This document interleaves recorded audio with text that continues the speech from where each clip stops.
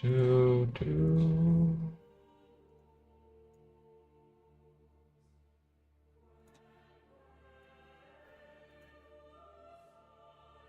Go. Oh shit.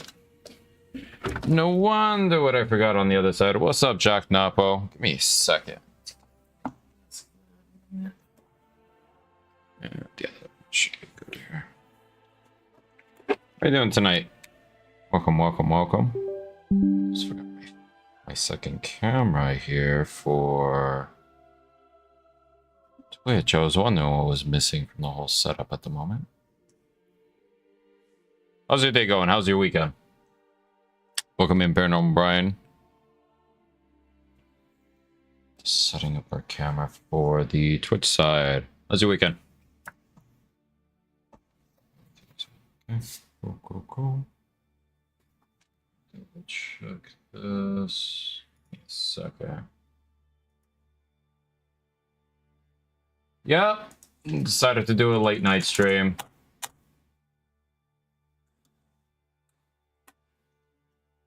Just did some stuff around the house. Oh shit. Did some stuff around the house today. Ugh. Pretty boring. How's your weekend, Paranormal Brian? Enjoying that car shopping? Pretty boring. Hey, that's fucking great. Oh, how's your campaign going? I'm assuming campaign. Do. It's all right. Anything particular you're looking for, or just something that's, you know? What's up, Vengeful Wolf? How you doing? How you doing? Or just something that's reliable.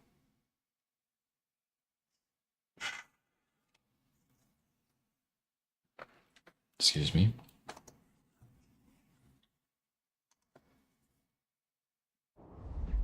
Yeah, fuck yeah. I hear you, bro. I hear you.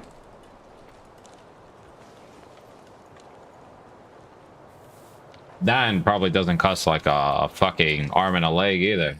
I mean, because I haven't shopped for a car in forever, but I know it's not fucking cheap these days. I've just been playing modded Fallout. Ah, very nice. Wait, you can mod Fallout on Xbox? That's fucking new. I never knew that. Missing equipment, missing equipment, missing equipment. Alright, so we're missing 3 spears. Cool. So same dilemma that we had yesterday. We're just waiting for an attack from any of the bandits at the moment. Let's get some fish over here.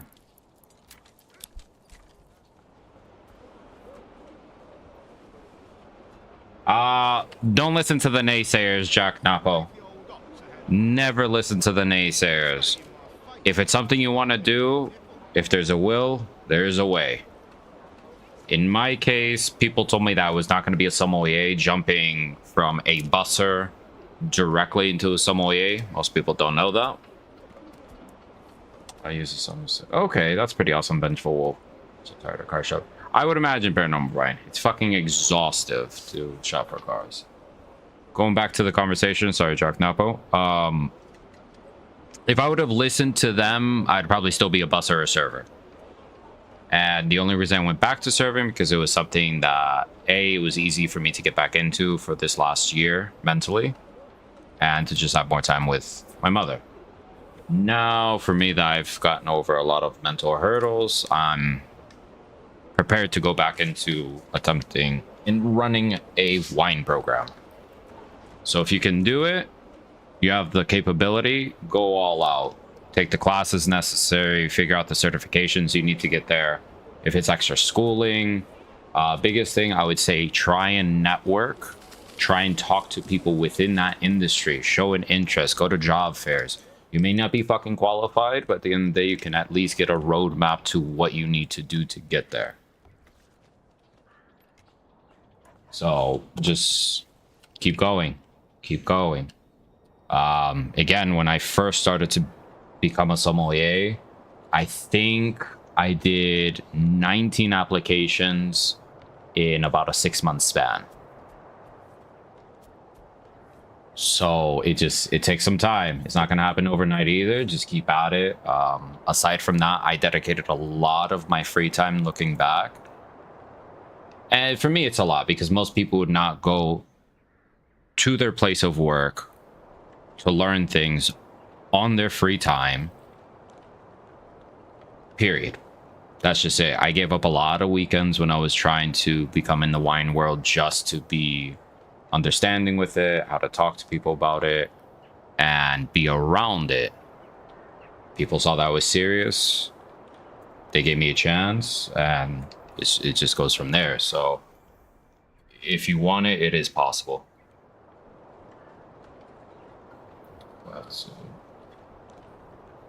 Let's make Preston quiet and fall. Not even sure who Preston is, Vengeful Wolf and Fallout. But you need to elaborate. I'm curious now. Shit. I hope you find the car in short time, though, Paranormal Brian. I know we're jumping around like 3 different combos, but yeah. I hope you find something soon, because I know how frustrating it may be to get into that sort of situation unexpectedly. Especially when, from what I could tell, it's like things were moving in a positive direction for you. You have some momentum, and then all of a sudden, life smacks you in the fucking face.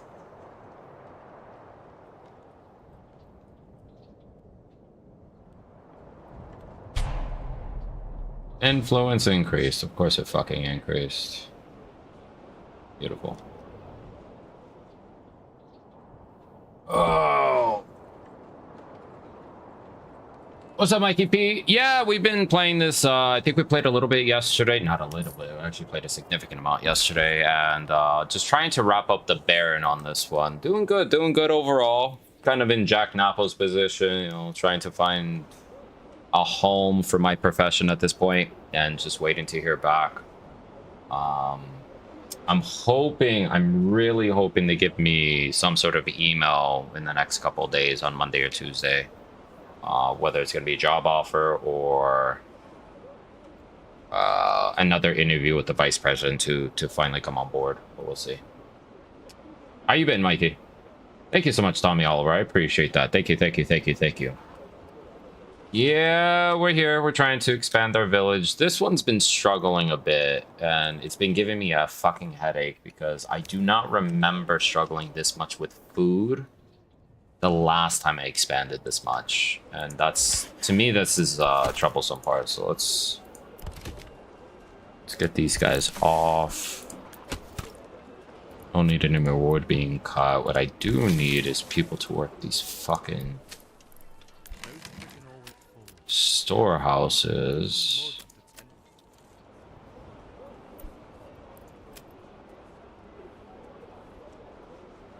See, 2 meat, 3 fish. Thank you, Mikey P. Yeah, I appreciate it. How's your weekend? How's everything?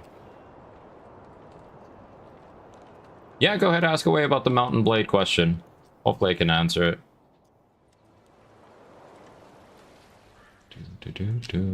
Look at that fucking... Look at that. Oh, that's fucking gorgeous. Oof.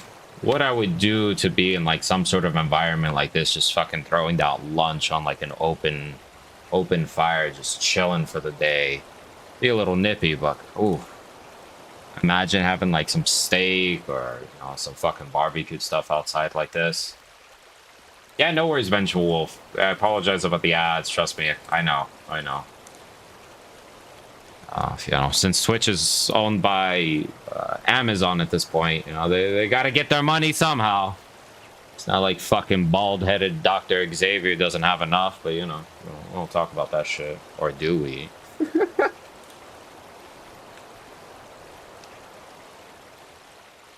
Because... So hoping the same job emails soon or interviews just... Yeah, same. I've had... I think I've had 5 interviews this month for 5 different spots. I've had 2 last month. I think I've applied to close to 40 fucking places at this point. So... Spend time with my kids. They kick out of the house while the wife gets ready for. Oh, that's fucking awesome. Hopefully, the best for you and your family with the whole military and such. So I completed a task where you speak and make the banner guys who keeps.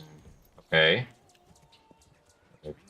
Piercing, Garvey, the last Minutemen and Fallout. You can help and join the Minutemen. Be the general and build the Minute. Okay, I see what you mean. So it's just like a constant voice like activation loop that probably gets played whenever you're in the vicinity. You're probably fucking sick of it. You want to help with that settlement?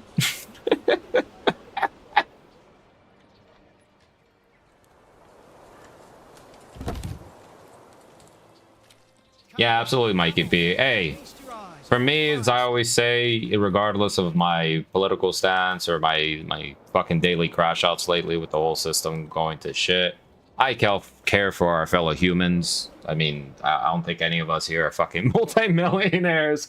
And if we are, like, I'm happy for you, but regardless, we're fucking human beings just trying to do our thing on this fucking planet with all these fictitious fucking human rules that we decide to create. Yep, just don't give up. Do not give up. All I can say about the job, like, yep. So I completed it. So what? Build a culture. So building the culture, Jack Napo, I think, because I've never actually built a banner in Bannerlord Mountain Blade. I've never played a campaign that actually completed that task.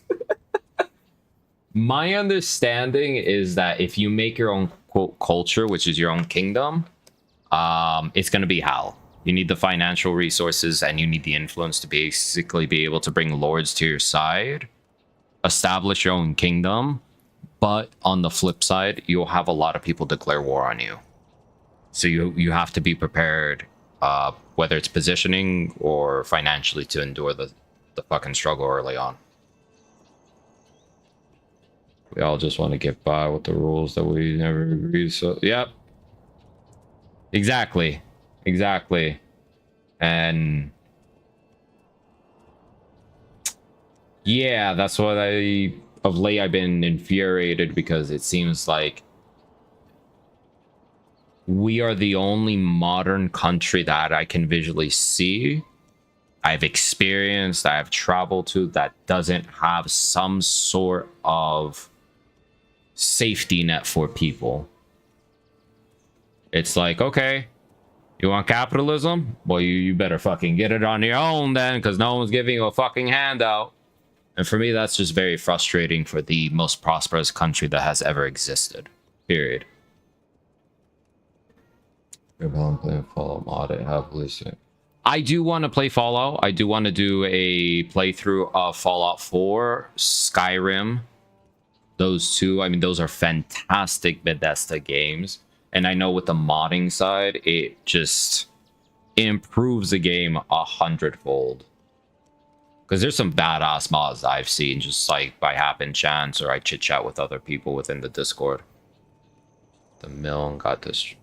Oh shit, mill.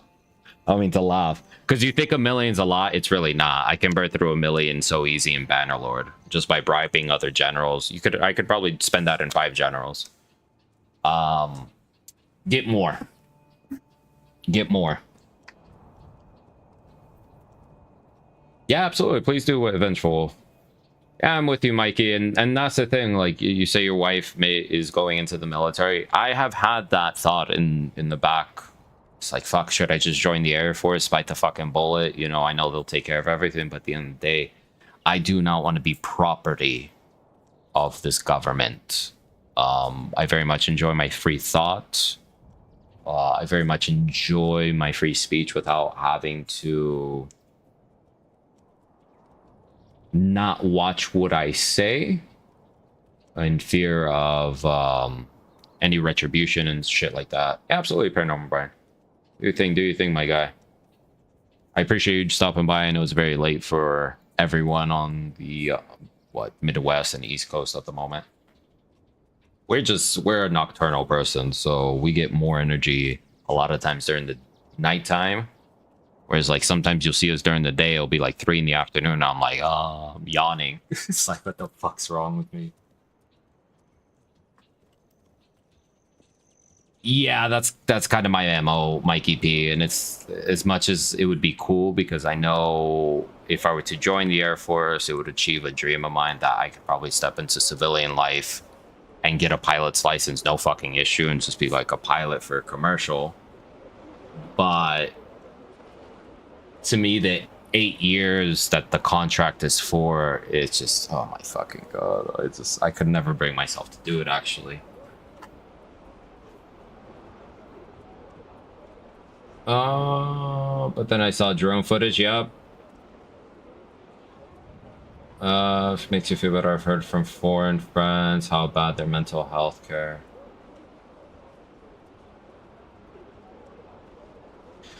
See, it's not that it makes me feel better, Tommy Oliver. This is the thing, is that I know in most foreign countries you could pay a supplemental of like 100 a month and you're still good. You can get private health care, practitioners, doctors, things like that. You have a little bit better quality and you can pay a little bit more and you're still taken care of. Cool. It's just here in this country, it's like, it's obscene. Most people will go bankrupt just to have fucking even basic mental health. And we do have an epidemic in this country because it's something that not only affects us as an individual, but affects how you work, you interrelate with other people within the community. It's a very complicated situation that is just overlooked in this country. Yet again, we are still the most prosperous in the Western world, and it's not being addressed. See, that's the thing. I'm not saying I would be a pilot in the Air Force. It's just I know that if I say I'm rated to be able to do certain things, mechanics, I would automatically get fast-tracked into civilian life. Period. Just because the complexity of military equipment outweighs civilian shit. For example, this isn't mental health, but when my parents were visiting Italy a few years ago, and they did not have traveler's insurance, my mother broke a rib. It's like she slipped and fell. She broke a rib when she was visiting Italy. She had to get an ambulance. She had to spend 5 days in the hospital. As a foreigner, her medical bill was $0.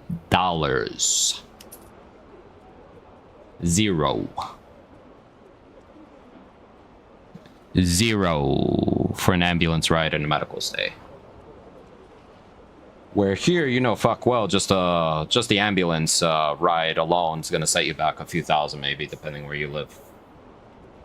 Catch up with the chat. But she wants military to further her career or gets to...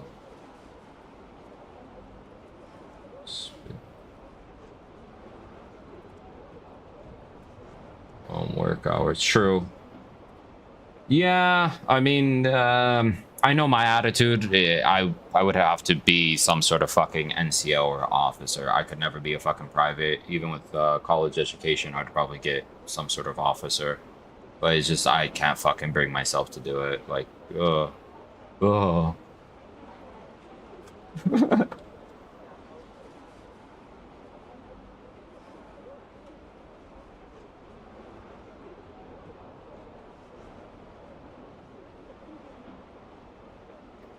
Hold on. No. I don't think you understood, Jack Napo. It's not for medical records. My mother literally fell in Italy, broke her rib, took an ambulance ride, spent 5 days in the hospital under medical supervision to make sure she was okay. They released her with medication. The entire bill for the whole thing was $0 because the government takes care of it in those countries. We call it socialism here because it's the big bad boogeyman.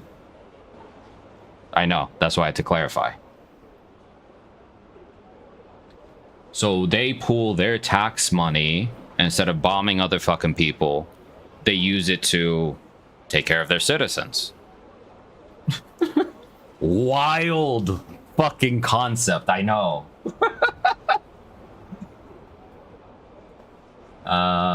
Getting you. Yeah, absolutely. What Bench Wolf? I appreciate the ad packs. Just like you. Yeah, absolutely. You can. I commend anyone that does it out of their own fruition to go join, since it is predominantly a volunteer service. Like, I'm not knocking anyone that wants to go that route, because again, I've looked at the stats. You know, 62% of CEOs within the United States of the Fortune 500 companies have military history background. So it shows that some sort of discipline within that allows you to just maybe shove emotion to the side and just get shit done. Not Mikey P. They have not. They have not. They have not. We rather eagle screech and wave flags and think that we're free, but you know, one medical bill will literally bankrupt most people in this country if it's big enough.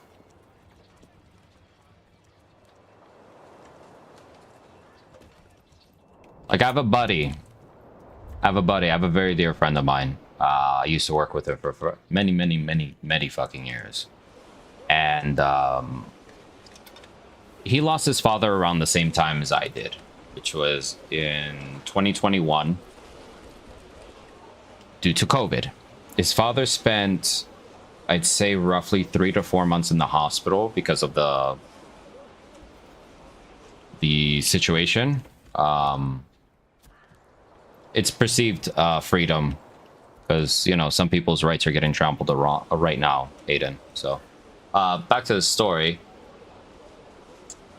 Because if you don't think that all of Western Europe is not free, then I advise you to pick up a plane ticket and go travel. So, back to the story. So, his father unfortunately passed due to COVID under medical care.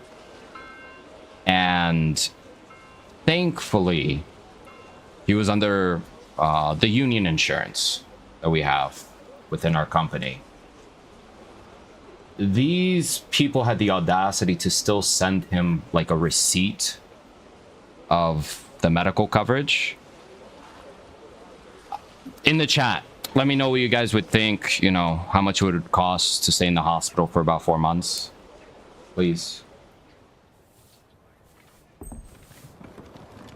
Yes, Mikey P. Yes, Mikey P. That's facts. One missed car payment, one apartment thing can literally fuck up your life. 50K, okay. Next. Anyone else? Anyone else want to chime in? 4 months under supervision for... Okay, 13K. Cool, cool, cool. Now, mind you, I remind you, we're part of our union. Thankfully, we have union benefits, not through the company, but through our union house. So the benefits do cover medical. Anyone else want to chime in?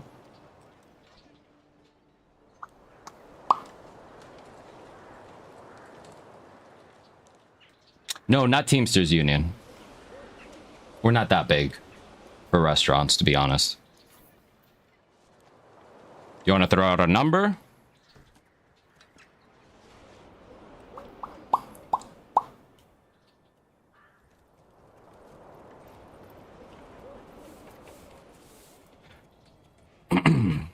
$1.1 million. 1.1 million. I repeat, $1.1 million. And his father still passed away.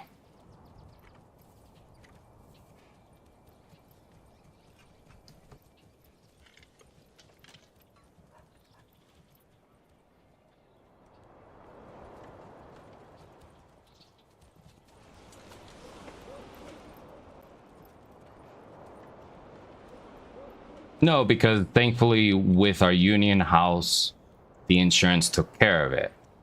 But if he would have received the full bill and he was not under that insurance plan, he would have been in debt literally for probably the entirety of his life.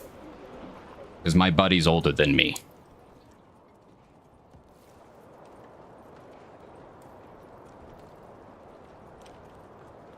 No, thankfully, because of the structure we have with our union, with the insurance and shit, it was taken care of. It was just a receipt of coverage and what it would have been if he was not covered by the union.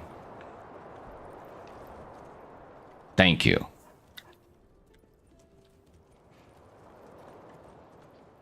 And realistically, I understand why people go into the military, because you also get, you know, healthcare.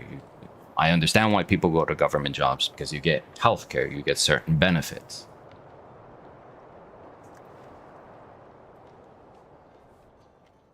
Yes. Yes, Mikey P. Exactly. So it's like, I understand what you mean, Aiden, but I'm sorry, but I've been to most Western European countries, even some of the Eastern ones, and they have free healthcare. They have as much freedoms as we do. Hate to break it to you. South Korea has freedom too.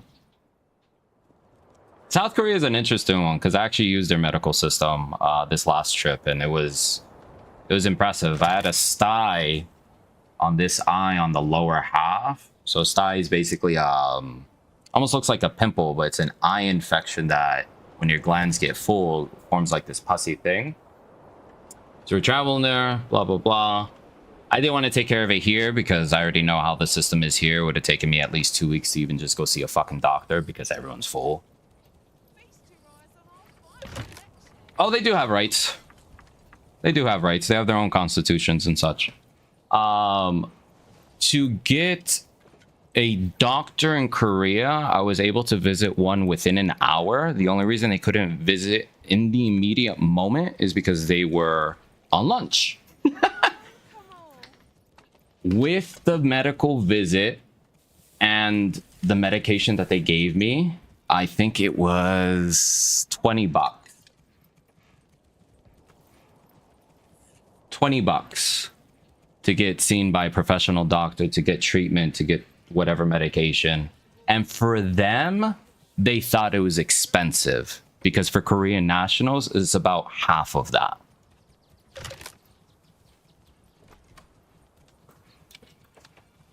And then Aiden, I'm sorry to break it to you, but they're pretty much ripping up our constitution at this point. So, you know, going after the 14th, going after the 22nd, you know, it's obscene.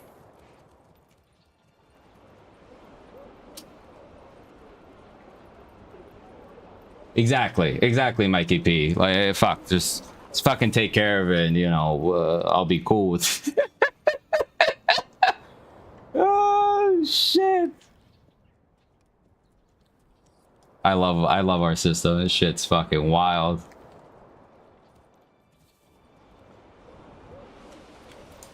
Because if you guys, not all of you, but specifically it, if you don't think that Germany, England, France, Spain, Italy, Portugal all have their own constitutions, I don't know what to tell you. Get out more. I don't know, read.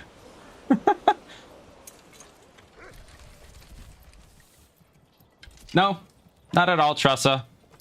We are in the process of waging a war with some of the bandits. We're just waiting for them to invade our land. We're working on a second satellite village here that's... It's been fucking struggling with food, I'm not gonna lie. This one has been giving me a fucking headache this whole time. But I'm hoping it will stabilize in a year or two here. This one's been smooth sailing across the board. And we have quite a bit of men here. So I think the last count was around 280. Excuse me.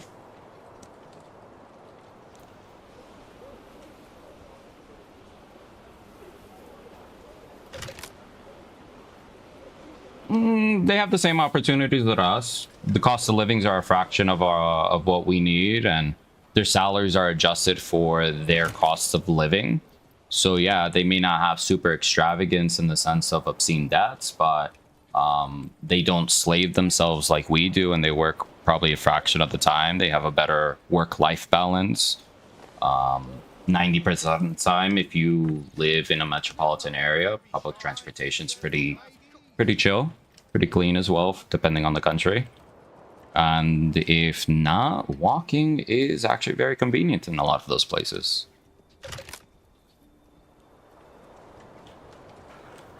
Oh, I wish, but you know, the bureaucrats and the mega rich don't want that. They want to try and squeeze the shit out of the middle class, or what's the remainder of it, as much as possible, and whatever poor people in this country.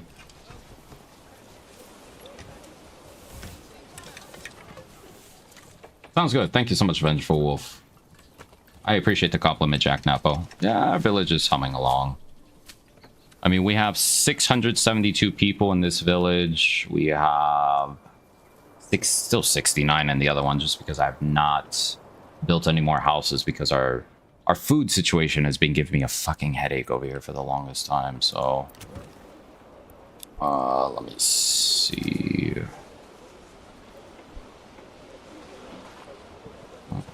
Wait, did I build that? Because I need... What's that one building? Did I build this? I did not. So I need more... loggers. Okay, that's working. Let's repair this. Yeah, I know I'm on TikTok Live, and I am calm. It's called First Amendment, my guy. I hope the government's listening. I could give a fuck.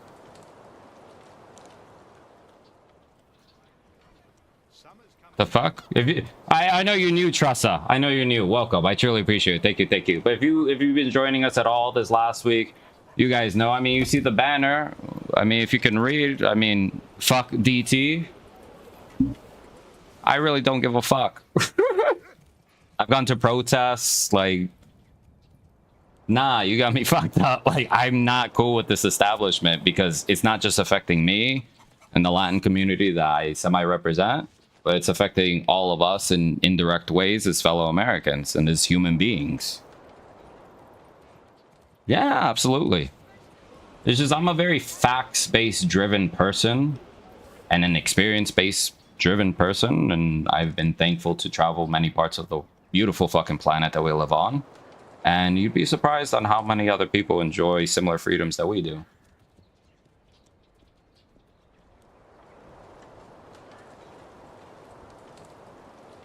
Exactly. Like, for me, I'm fucking open as shit. My man Cryptid just joined. I mean, Cryptid knows how passionate and fiery I get. I mean, he's had to hear my fucking rants off of the Discord, which is more personal shit. But at the end of the day, it's like, I want the same opportunities for me as for everyone else. And to just have a same fighting fucking chance and not feeling the fucking boot of the man up our neck. You know, is whether it's medical, whether it's the obscene shit that we have to go through schooling sometimes with the deaths as well. Yeah, Vengeful Wolf.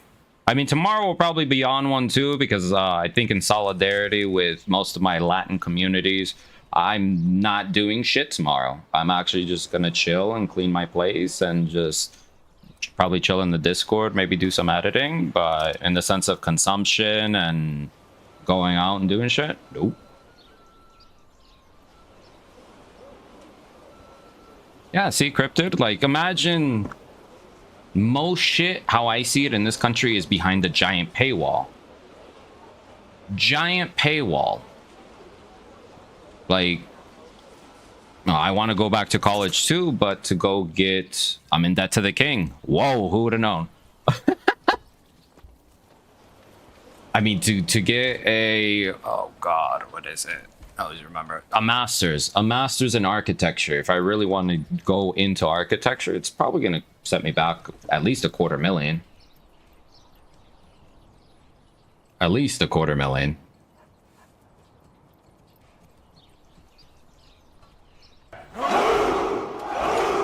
Absolutely, Sam. There's no way I could turn back on my own community. Like, my own parents, both my parents are from Latin American countries.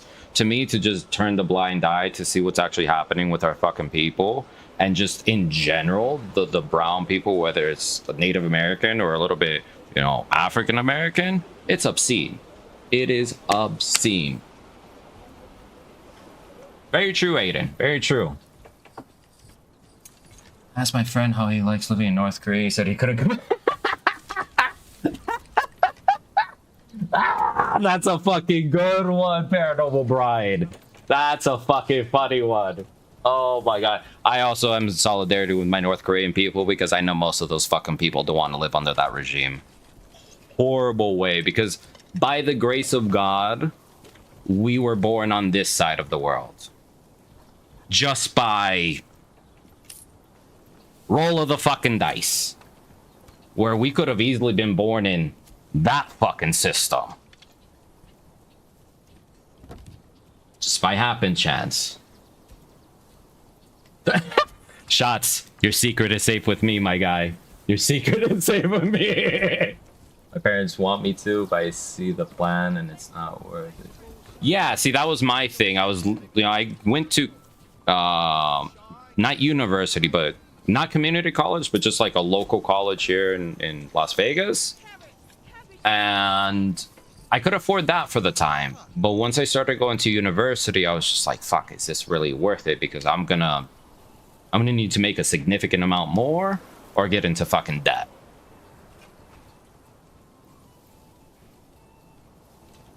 See, that's solid. See, that's not so bad. Vengeful Wolf. That like 3K, I could stomach 3K. But for the profession that I wanted to go into, which is architecture, yeah, it's probably $250,000 for a master's. Because for me, there was no point for that profession to just stop at a bachelor's. On top of that, you have to also consider, at least with that profession, there are licensed exams that are almost to the equivalent of like the bar, where you have to take a national exam if you want to put your name on actual plans. You have to study more, have understanding, because it's a risk. You are putting your name on a design. This is Manor Lords, these vids. How you doing, Shots? Welcome, welcome, welcome. My FAFSA pays for my college. What's it? Oh, that's awesome. That's awesome. From the VA to be in college. Okay, so you're, excuse me for putting it direct, but so you're a veteran, if from what I can tell. Same Jack Napo, take it easy, brother. And if anything, pop in if you want on the Discord side tomorrow to ask about more Bannerlord. Let's chat it out. Truly appreciate everyone joining us. Yeah, Aiden, to go back to the respectful thing, I truly appreciate the compliment. The only thing that I do not tolerate is like racism, fascism, Nazism. Outside of that, I don't give a fuck. Like, you can pray to the moon gods. Like, I will respect the living shit out of you. It's just... Yeah, I care for humanity, I think a little bit too much, and I'm a humanist, and I want my fellow man to be successful. Ah, okay.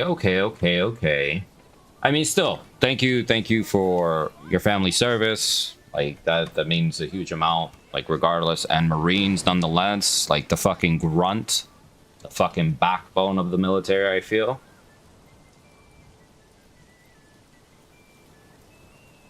Ooh. And that's fine. I'm happy. Like, that's it. I guess you could consider myself one. Like, I just want us all just fucking be kumbaya and, you know, take down the man and these fucking corporatists. That's it.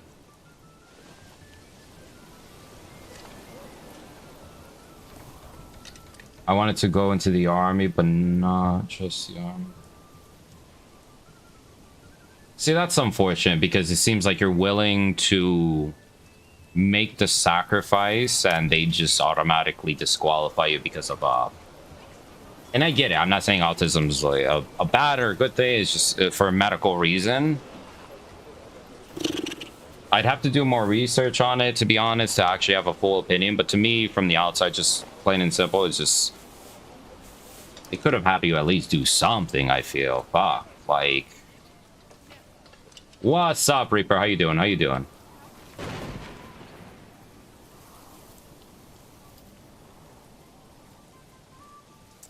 I miss, regardless, because politicians are always crooked, doesn't matter whichever time. I just miss the time where we didn't have politics be as fucking crazy as it is and have all the wackadoodles in charge.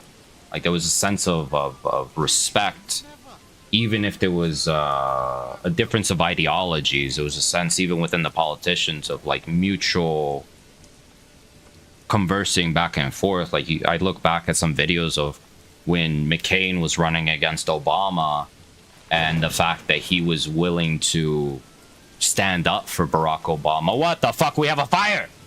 Woo! No, fire! Fire!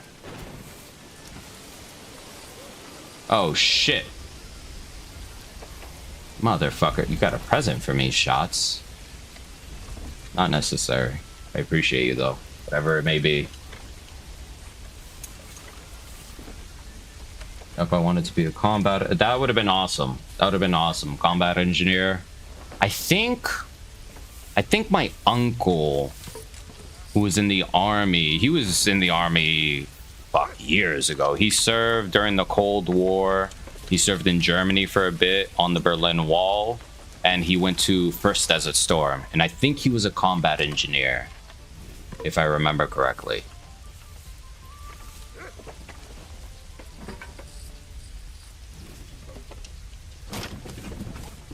See. Oh, what, bro? What this be? I appreciate you. I'll type it in once we're off stream and you can't see our screen, but Shots, thank you, brother. Thank you. Truly, like, not needed. What Shots gave us is a CD key for a game from what it seems on Steam, so thank you. Thank you. Truly not necessary. The company, the commentary, the exchange is always what I look for here, and just simply thank you.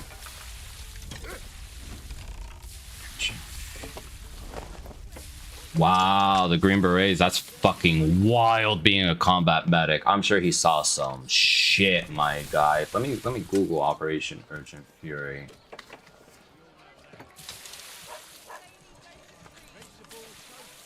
Let's see. 1983. Oh, Granada! Granada! Or Grenada, however the fuck you pronounce it. Yo, Grenada was a fucking sweep, my guy.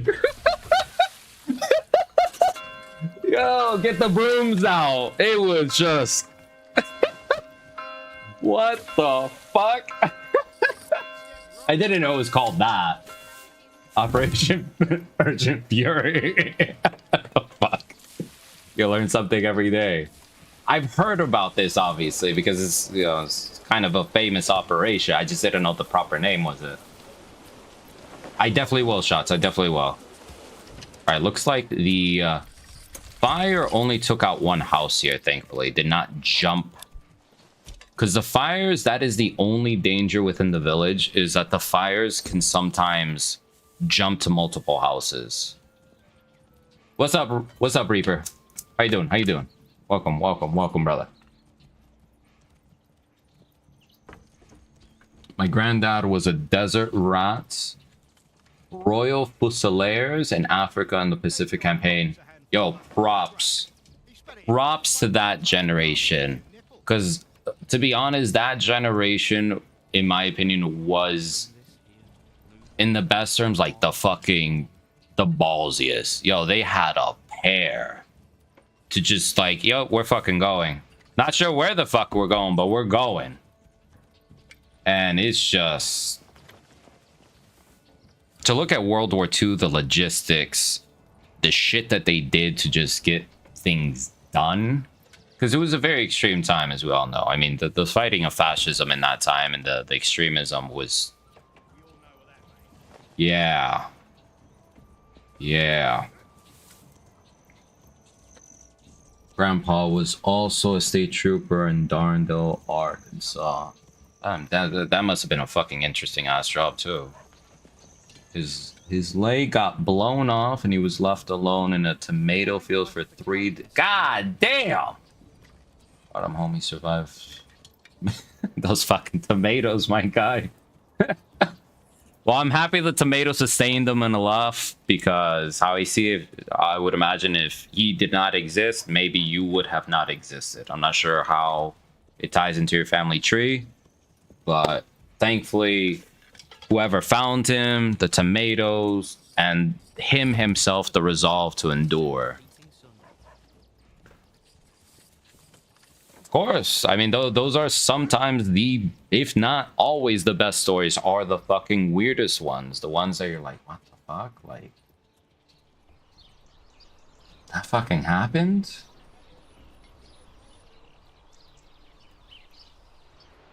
Funny thing, my grandpa's most hated movie is Forrest Gump. Why is that? Why is that? What Forrest Gump do? He was just running. Yeah, I've been watching a little bit of World War II. Like, I was watching Netflix documentary. I think it came out in 2019 about, again, World War II, but mainly was trying to get a clip for my buddy because they talk about a specific time, like right when Germany was invading France, Nazi Germany was invading France. They pretty much got stuck by the Ardennes. And French intelligence was saying that, hey, there's movement, in short, but the leading general of the French army was not believing it. Janet! Indeed. What's up, Reaper? What's up, Reaper? I truly appreciate everyone joining us. What's up, Ashton? How you doing? How you doing? Thank you all for joining us this lovely evening. Here, let's get the helmet on for a bit here. Wow, wow, wow, wow, wow.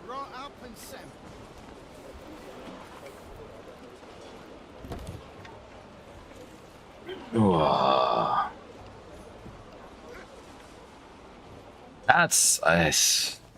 And then, shots, to be honest, it's like the British people had to endure so much on their own during that time frame. It is even, to me, it's inconceivable almost to try and comprehend the mood that must have been happening in the country at the time. And it's just baffling because they endured for a very long time on their own. Thank you so much, Andrew. I know they had support from other countries and such for supplies and shit, but you know, the raids on London, like that whole shit, it is just beyond baffling that that island nation did endure.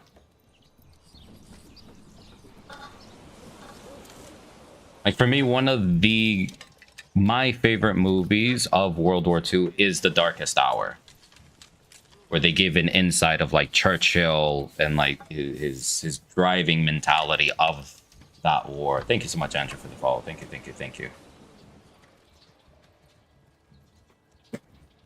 Because I know Churchill was a racist and all that shit. I removed all that. Unfortunately, it was a fucking different time I have no part of. But the man was a leader for you guys as people, from what I could fucking see.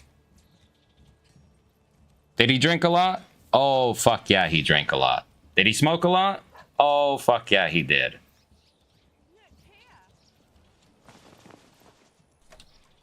Oh, God, no. No, you guys handled business until fucking true health came. I can never deny that shit. Exactly. And it's just, it was a time, it was not of looking at differences. It was a time to basically unify that there was a common threat, which was Nazism, fascism, whatever the fuck you want to label it. My opinion, it was like the closest thing of true evil that we've probably ever seen. The lack of empathy across the board from that group of fucking people that were able to radicalize. And it's just insane to really think that it didn't happen that long ago.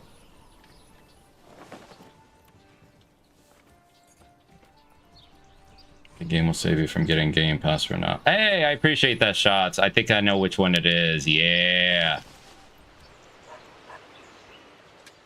You wouldn't imagine how often arguing with them on TikTok is saying they don't realize how much we spent it. Oh, you guys fucking created a lot of insane shit. And the fact that, well, Operation Dynamo, you know, the whole extraction of the British Expeditionary Force off of Dunkirk, to me, that is one of the most insane operations I ever heard of a fucking leader like Churchill come through with. Like, who would think of getting fucking pleasure crafts and boats, skiffs, whatever necessary of the British people to save their army? That is just fucking insane, bro. It's just, it boggles the mind. And not only that, they saved more than the 10% that they expected, they literally saved the majority of the force to keep the country safe, protected, and going. It is just fucking baffling of the resolve.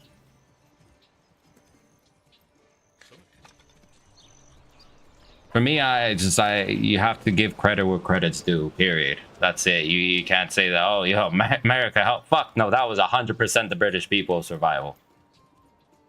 100% of the leadership, like, that is fucking insane. We got some farms going here. We're just waiting for these bandits. Like, these bandits are being little sneaky bastards. I've declared war on them. I'm just waiting for them to invade us here.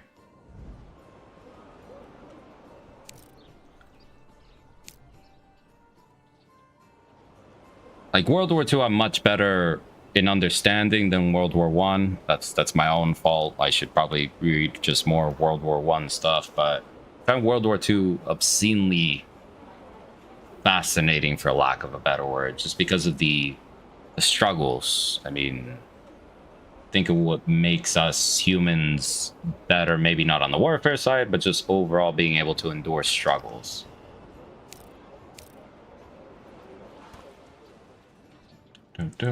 Yeah, absolutely, Shots. Absolutely.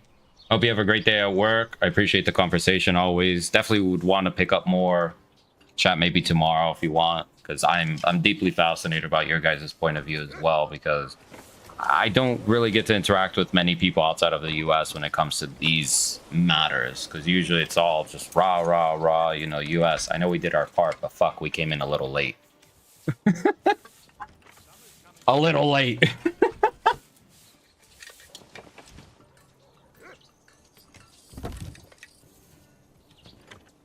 Yeah, absolutely. You have a great day as well. Thank you so much. And remember, you only have, what, 3,000 pounds left? 3,700 pounds left.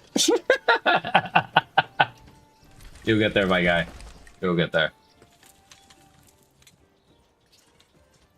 Let's see.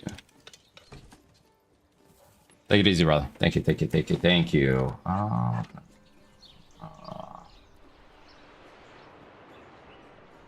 Let's see. We're just waiting for bandits at this point. Food is finally stabilizing on this side.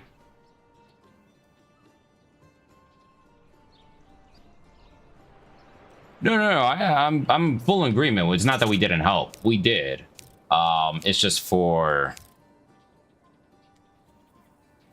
1941 December. What, for 2 solid years, the British people were literally on their own. Because France got steamrolled because of the whole situation with the Ardennes. Belgium, Holland, all of that was overran. I mean, yes, yeah, I'm not disagreeing. The US did try to send equipment. They try to help as much as they can. I'm not disagreeing with that. It's just the London raids, when you look back and you fucking look at history, it is just insane that the resolve people did not break. Actually did the opposite. It allowed them to become more involved within their system, from what I can tell. It is almost time for Kingdom Come Deliverance 2. which expect a lot of clips to come on the TikTok / YouTube side in the next day or so, because we're finally going to post all the reaction stuff leading up to the release on Tuesday. So we're quite excited for that. How are you doing today? Champ is air. Yes, more connected. More connected. It's just, it's wild. It's wild to think about that time.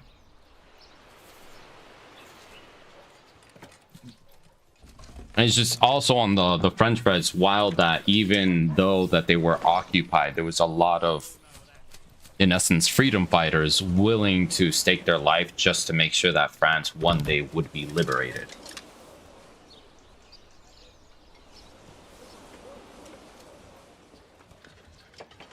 Same, the champ is there. Same. What are you guys gonna possibly load out in the game? Because it looks like the blacksmithing update will be released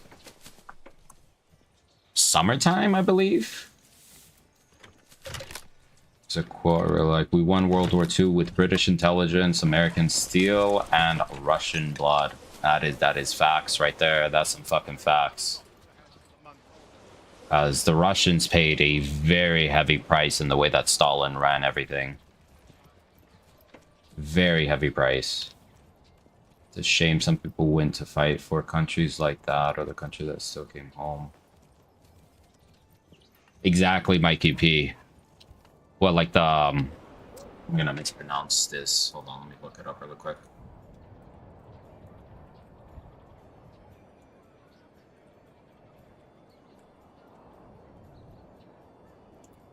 Double check this. Give me a sec.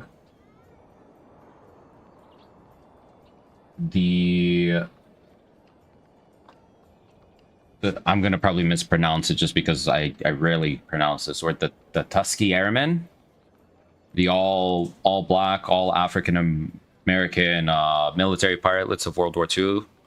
Like, to me, that's just powerful shit. Just wild to the fact that, like you're saying, they went, they fought, some of them died for this country, and then to come back to be treated as secondary almost is just like... Pokemon, Gabe.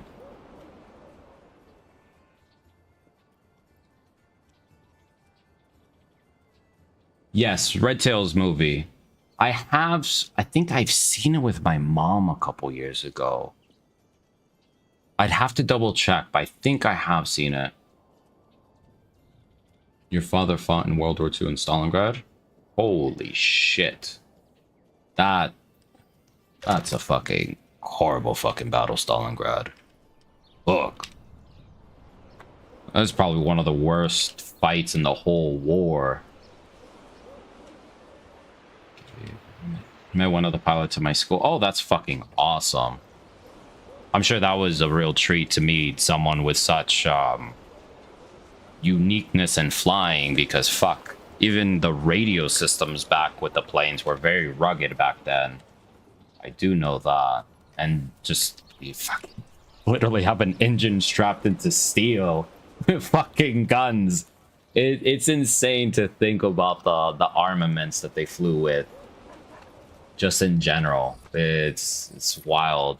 Or like the B-17 flying fortresses, like, you know, fucking some are just shirtless with a fucking mask. It's just like, what the fuck? Oh my god. You won't play KCD 2? Why is that a Vengeful Wolf? Just out of curiosity's sake. There's nothing wrong with it. Cool game. It is a very cool game, Johnny. So apologies if we are a little slow in responding. It's just trying to catch up with all the chat, and we're attempting to engage because I like this conversation. I love these World War II historical stuff. Like, this is where it's at for me sometimes. Because I do not know everything. I mean, thankfully I have a second computer here to help me search, but there's some things I do know off the top of my head. Yeah, Gabe, if you want to express the experience, please fill it in the comment section. I could see that, Vengeful Wolf. I could see that. It's all good. It's all good. I had to get I had to talk to Cryptid a few times, our other viewer, because he was in the same thing. He was struggling and trying to give him a few tips, but I understand that game's maybe not for everyone. For me, it's just there's no other like medieval quote simulator that comes close to that, and I truly love the fucking game just because of the premise. The time period's pretty fucking cool. You know, the backdrop of the politics between the kingdoms, and you have to fight what, like local bandits. You have the humans that you get to fight.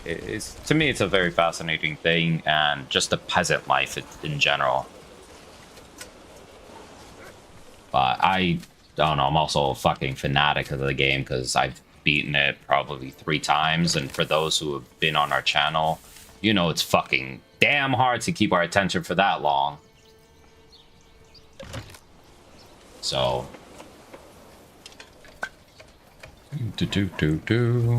truly appreciate everyone joining us, by the way. Yeah, definitely digging the conversation about all the piloting stuff, World War II stuff. Like, even though I'm a pacifist, humanist, I'm still fascinated by our history as a human and the amount of war it's fucking filled with. It's just, also felt like it was completely different before, especially in the medieval era, because it's like you had to be typically within range to murk someone. So it's just, it's different nowadays with warfare. You know, it could be a mile away and you get or drones.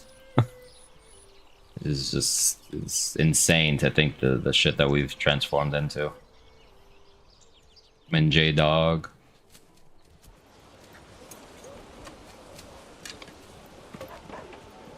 It's like if you wanted to, like in this, if you wanted to man, you know, a militia, is like you had to have blacksmith, you had to have leather workers, you had to have all these logistics just to make, you know, a retinue of men. And then you have to get the training and all these other things. Same Mikey P, same Mikey P. Like I like modern up to almost World War II. After that, it's very hard for me, as you guys have seen, it's very hard for me to even get into games that are more modern era. Like, I have Warno, still struggle with it. I know I'll pick up Broken Arrow later this year whenever it drops. This modern era RTS I'll be coming out. But as people who've seen our channel multiple times, I gravitate towards medieval or like ancient warfare heavily. I wouldn't say I'm an expert by any means, but I do enjoy that sort of era genre more. So Broken Arrow, if you're familiar with like Warno or Wargame Red Dragon, it's going to be one of those style RTS games where it's all modern though. So it's going to be all modern equipment, whether it's, I think the 2 main focus is United States and Russia at the moment. But it's all modern armament. You have F-35s, you have the F-22s, you get the F-15s, you get the F-16s. You have Abrams on the ground with tanks. So you can either play, I think, what's the size? I think it's 5v5s. They may expand it, but from what the beta test that we did, it was 5v5. So just like any of those style of games, you coordinate with your teammates onto the field and capture different points against the enemy team. Usually the matches last, I believe, an hour, but you use, you know, Black Hawks to move infantry up to the front, or what, Bradleys, and you strategize to take different points, ambushes, things like that. Game is Manor Lords Isaac, medieval RTS. I have heard of Renown. I actually am a backer of Renown. We have the alpha. We've had the alpha. It's just because of its testing phase at the moment. I'd have to look back at the terms, but for the time being, I can't even stream it. I can't really post content about it due to it being in the alpha. There's only like certain time frames when they open it up, they allow us to really expose it. I'm probably gonna have to check the calendar through the Discord one of these days when that day will be coming up, so that way we could possibly bring it to the channel and show it off a little bit. Ooh, a little bit different than Arma because it's all real-time strategy based. So you have a deck, is what they call it. So from there you can pick, you know, recon vehicles, support, helicopters, air, and from there you move pieces. How can I say it? So say if it's, you know, you're zoomed out like this. So from here you'll pretty much like launch your planes if you want to do bombing strikes, and you'll have like this giant physical map that you actually get to coordinate off different points to attack. Ghost of Yotai, I will play it. I will buy it for PC whenever it does drop for PC. I know it's probably still going to be another, what, year or so if it does come to PC. Since we have played and beat Ghost of Tsushima, I was... Ooh, Ghost of Tsushima, what a fucking game. Oh my god, that was probably one of the best games I played last year. Fuck. I love the style of Ghost of Tsushima, the voice acting, the movements, the scenery. To me, it was just one of the most fucking flawless games I have ever fucking played.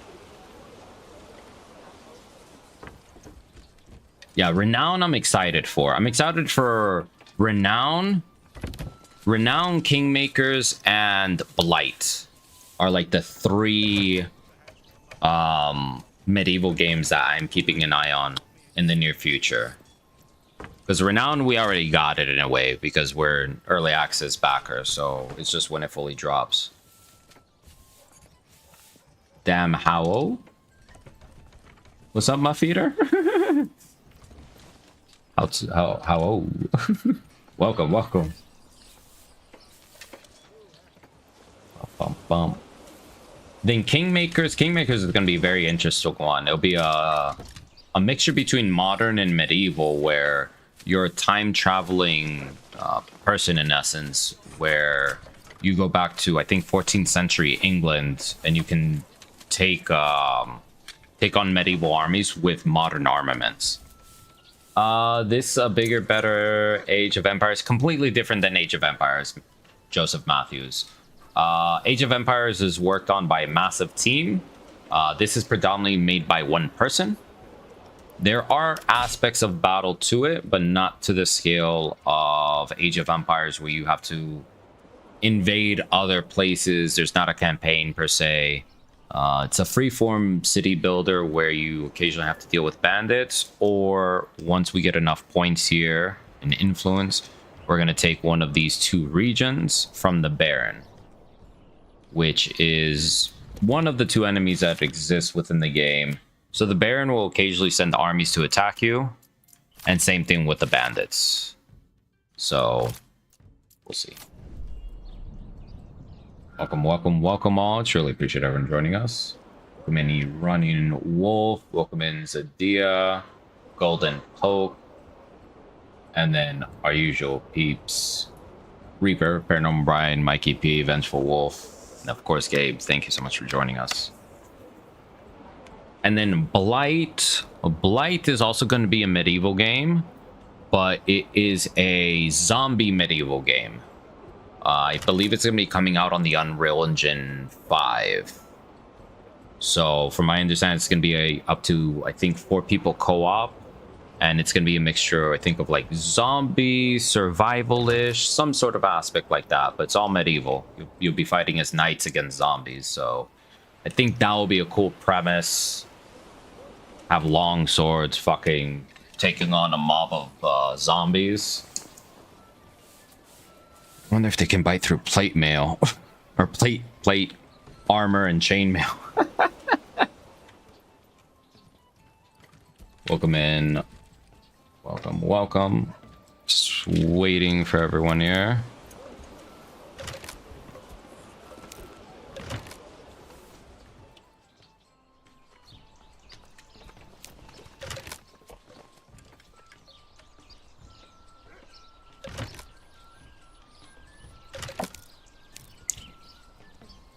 So we have this giant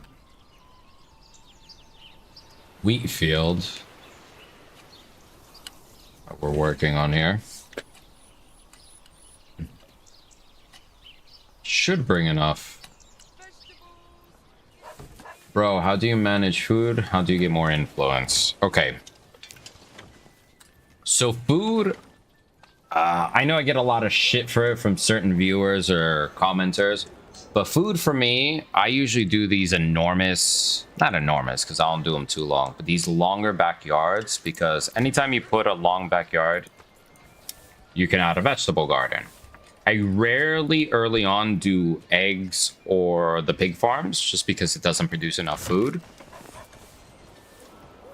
On top of that, whenever you can, I'd make farms. Like this is one whole farm here. We also have 1, 2, 3, 4. So what? 5 and then 6, 7. So I have 7 farms in total that are large. Influence is a little bit more tricky. Influence, you either have to raid any of the bandits early on. So whenever you go to like a region next door, early on you'll see the little tents. You'll get a weapon shipment typically of what, 20 spears, like broad shields with spears.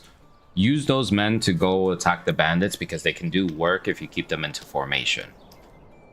So whenever you beat the bandits, you'll get influence. The other way is if bandits actually come from the outside of the map, make sure you have enough men.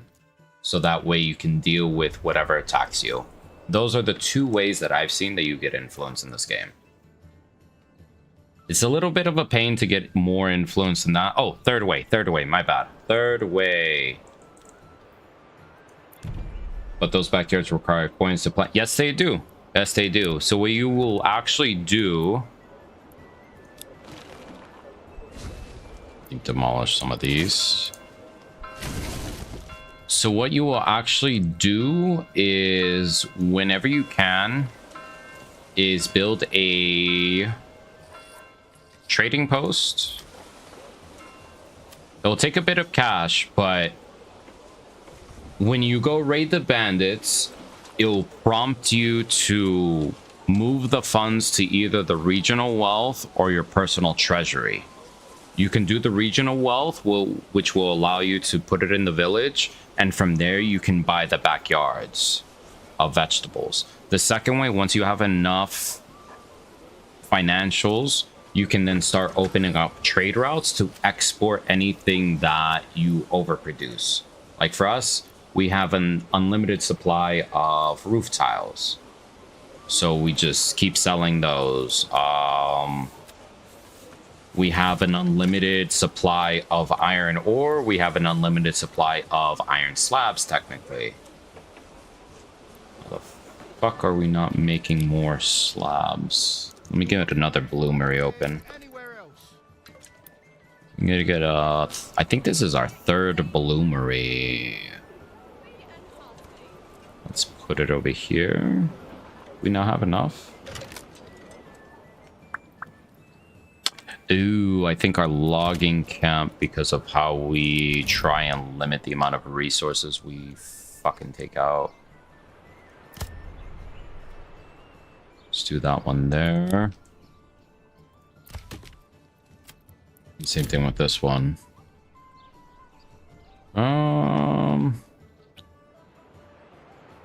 Trying to be careful with the berries over here. What sim game is this? Been looking for a good one to play recently. Welcome in, Retro Vet Gaming. So this is Manor Lords. It's a early access indie game. It's predominantly developed by one individual. It's medieval based, so heavily in that whole vibe. You have knights, you have crossbowmen, archers, spearmen, swordsmen. On top of that, it is a freeform style building. So you can pretty much design however the fuck you want. So if you want to do, let's see, like a crazy road like this, you can. If you want to, let's see, like zigzag, you can pretty much do whatever the hell you want in the sense of the shape. We chose this just because which roads were part of the map? I think this road was already established and this road was already established. So what we ended up doing is adding all of these little roads in between to make it a little bit more cohesive.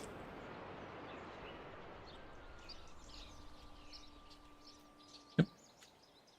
Let's go take a look at the front. We have a farm in the front. We have our little tradesmen coming in over here. And let's see. Let's actually raise our retinue. Actually, before we go into it. So this is our retinue, which is predominantly our men at arms / knights. So our more heavily armored guys. And with these, you can actually customize them. You can rename them.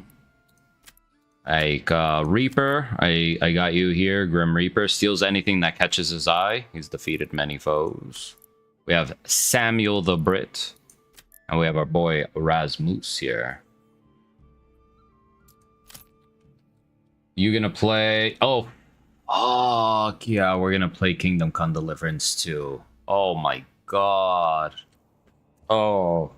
I've been waiting years for this game. That's why I'm acting this way, because for those who have been around our channel for a lot, y'all know I don't get that excited over games anymore. I never really look forward to much shit, but Kingdom Come Deliverance, oh yeah, we're gonna play the fuck out of it. I'm not sure if we're gonna play it on Tuesday though. That's the only thing. I may have to get pulled away for real life shit, because I may help my uncle with some work stuff on Tuesday, part of Wednesday. So if we do play it, and there's a risk that we may not do it on day one, it will probably be a late night stream on Wednesday. At the latest. We could easily tell him, hey, we're busy, but I kind of already made a small loose commitment that would go up and help him.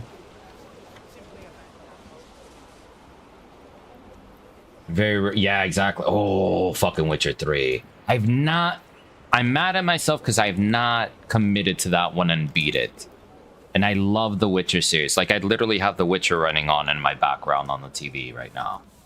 And it is truly one of those games that I am actually excited to finish through, because I beat 1 and I've beat number 2.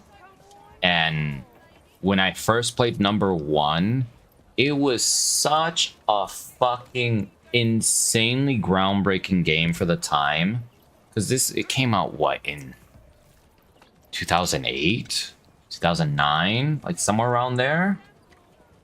Yeah, that's why I hear Witcher 3 is like 10 out of 10. And the fuck's the expansion, the Blood and Wine, the expansion, the DLC, to me, from what I've heard, everyone that has come across our page or channel that's mentioned Blood and Wine says that it is literally one of the best additions, or whatever you want to call it, like one of the best games that you can literally play. Assalamu alaikum. Welcome, Muhammad. Thank you so much for joining us on YouTube. Thank you. Apologies if I mispronounced that. Peace be with you. Dude, the game is insane. How you beat 1 and 2 affects your Witcher. Yes, it does. It truly does. Nip 2.0, thank you so much for the follow. Game is Manor Lords. It's a medieval-based city builder here. See, now you guys are making me want to fucking play Witcher in a maybe not this very moment, but just in general. And it's just like, fuck, I want to be... Like, I'm not going to rush through KCD 2. I'm going to probably take my sweet-ass time for however long it takes me, whether it's 2-3 weeks. But we are playing the living fuck out of that game. Yes, and it did, actually, because we have Witcher 2 on the same Steam account as Witcher 3. So we imported all of that when we first started it. Honestly, Witcher 3 is a very impressive game. I just have to go back to it and commit to it. That's it. It's a very, very impressive game, though. Can I import? Let me see if I can import some planks.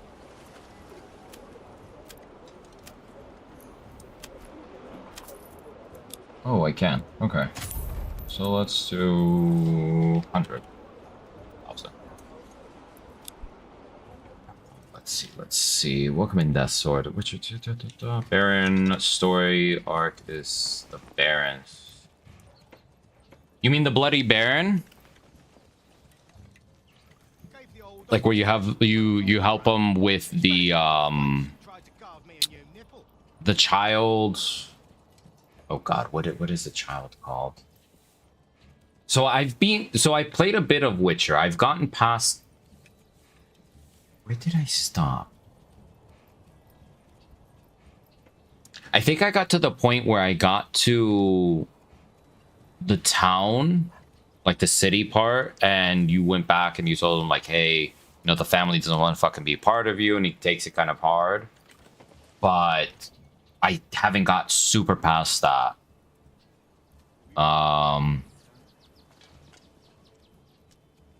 I know we got to what, Skellig? I believe I'm pronouncing that right. I want Manor Lords on console so bad. Trust me, Drafty. I wish the main dev would export it or bring it to console, because I think it would do fairly well. Thank you so much for the likes of our live. Thank you. So I mean, I've gotten into Witcher. I haven't sat down and finished it, but it's a very long game. I know that for a fact, because I listened to a book where it covers like 10 of the most difficult or like challenging game launches, and Witcher 3 was one of the stories in that book, where the devs wanted to create something so big, so massive and unique that the gaming world could not pay attention. Like, they had to focus on it because, I mean, you guys have played it. The quests, very unique.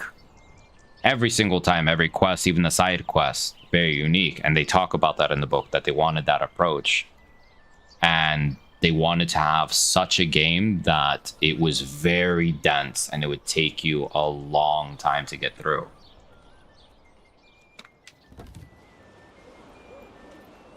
True. I agree with you on that. I will always say that RTSs typically gravitate towards more the PC route, period, just because of how the controllers are set up, where I know it's way more challenging to play RTS games on console, just because of how it's set up. And it's challenging because I wish our console people could have access to it, but because of the limitations with the controllers, it's rough because, fuck, there's so many great strategy games out there that our console people cannot enjoy. Convert to PC! Thank you so much for joining us. Thank you. So it's fascinating to hear like how the devs really went about creating Witcher 3. True, CK3 is a very good one to play on console, but there's not as much, what can I say? You don't need as much like free selecting or like movements, since it's predominantly a not text-based, but it's, you know, it's a map text-based driven. Or just add MNK support to consoles. What's MNK support? Oh, mouse and keyboard. Duh.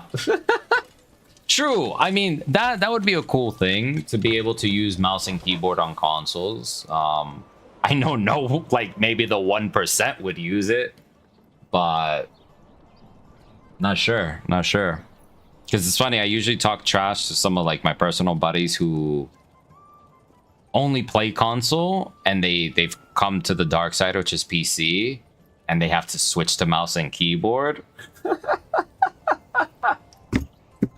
It's amusing as fuck. I love messing with them. Because for me, I've predominantly only been on PC. I have played console over the years. It's just I always gravitate towards, you know, mouse and keyboard. And it's what I'm most comfortable at. Because for me to be like this, it's like very... I don't know, it's just very uncomfortable for me. Where I'm so used to just having like my openness here, hands apart. I tried Anno 1800s. I have not. I've heard good things about it. I gravitate towards more the Total War series when it comes to RTSs. I know I haven't put up a lot of content lately with Total War, but the two games I always play at least every so often, it's either Rome 2 Total War, or of late, it's Napoleon Total War, but the modded version, NTW3. Welcome in, B1 Jusek. Hello, wow, this village. Yes, we have a village here. Big ass village. We're just waiting for more influence. Oh, that was the last thing on the influence. If you pay a tithe.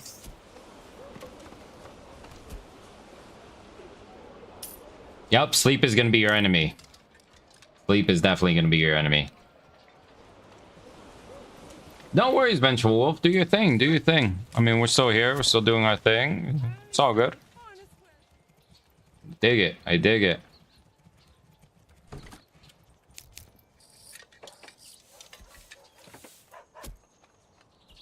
Because for me, Kingdom Come Deliverance is literally going to occupy most of the months. Thank you so much for the follow there, B1 Josek. Thank you, thank you, thank you. How's your day going? How's your day going? How's your weekend? Let's see, let's see. Ba-ba-bum.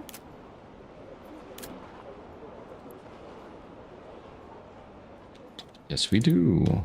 Okay. Let's put another warehouse and such on this side. Let's put a granary. Oh, I need stone. Let's get some stone. Trade, import.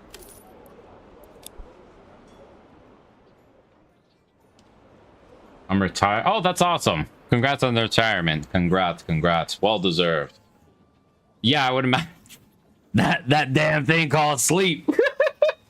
Trust me, there's some nights where I'm like, I'll stream and I'll get off like at 3, still stay up till like 4. And I'm just like, I'm laying in bed. I'm like, fuck, should I get back up to stream again? Like, like, no. I need to sleep. I need to get some rest. So that way the next day I'm a little bit fresher. I have 6 days now. Very good. I have a problem with food as 80 people. Okay. So food is always going to be a slight issue because the mechanics have changed over the last couple updates. So now there's food spoilage. So food can go bad. What you're going to want to do, I feel, is have more farms in the backyards. Because if you really look at our village, I'd say a good 75% of our houses have backyards of vegetables. On top of that, we have this whole section here that are full of chicken coops. But we built these later. And then we have this entire plot that's farms. Animal farms. So pigs, sheep. Can you build an army? Yep. We're literally waiting for just this 1.9k, the Fist of Influence, to go to 2,000. So when we zoom out here, so say we want to claim Zaywao, claim with influence 2,000 points. So we're literally just, this entire time we've just been waiting to get influence to go invade their asses. I have an army ready. I got my boys ready. We're fucking armed. And where you give too much money for this? What do you mean you, I mean... Oh, where can I get the money? Okay, so there's different ways you can get a decent amount of money here. And if you actually pay attention, one little side thing, for my Kingdom Come Deliverance people, we named it Scallots. This is Manor Lords. Ah, King. I believe you want this game. So, with the money, there's two currencies, in essence. You have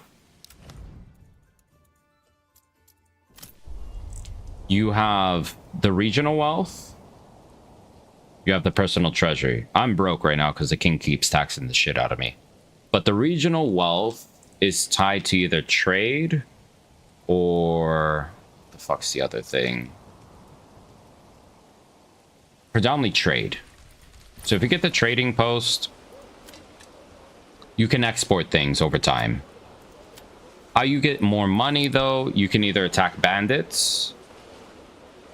Taxes will go into the personal treasury. Honestly, trade. Over time, you can build enough and you'll have trade. What is a... oh, what? I'm from Czech. I know what's... ah, yes. Because B1 Jusek, we were talking about Kingdom Come Deliverance, which takes place in 1403 Bohemia, which is modern day Czech Republic. So welcome. Thank you so much for joining us. Thank you, thank you, thank you. And shift 6, though, you tell yourself one more turn and one more... Yep, that's usually how it is. Just like me in Total War, it's like, all right, we're gonna have one more war here. Just one more region. By the time I know it, the fucking sun is coming up and it's already morning time.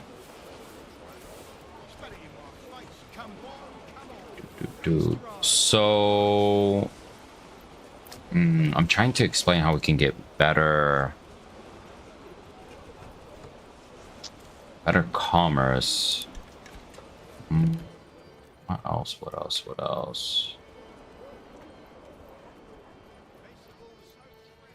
Because you do need money for the vegetable gardens, but once you raid a few times with the bandits, you can get the money from the camp. Yes, I would say try and trade, but you have to be careful because I'll show you. So anytime you want to make a trade route, so access to send it or receive it. Say for instance, where's commodities? Like here. I want to trade cloaks. So to establish this trade routes to sell or buy cloaks, I need to pay 1,600 of regional wealth here. So I have 2,700. We'll pay for it. So from there, I will export. And I will export until I only have 50. So right now I have 500 in my inventory. 50, up until 50, they will sell. So I will sell pretty much 450 if there's a demand.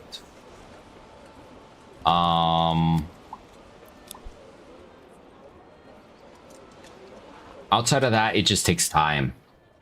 This village I've been working on for maybe... ooh, fuck. At least 30 hours, if not more. Yeah, I'd say wait, Retrovat. I'd say wait. With KCD, in my opinion, is the focus out of the two. Like, I'm grateful one of my buddies gifted it to me because right now I'm in a very interesting position right now, financially and job-wise. And I'm grateful that I had the privilege of meeting different people who are gracious enough to gift us things, because again, it's not necessary. I was content as a cucumber waiting. I was a little bummed, but I would have waited, and just to even be able to have access to play, I'm grateful. Because we're in the process of trying to find a better job right now, and it's a pain in the ass, to say the least. Yeah, absolutely, B1 Josek. I'm not saying I'm an expert about this game. This is my second time making a village this big. But once you get like going, it's it's pretty easy to just tinker and just move things around. No stone yet.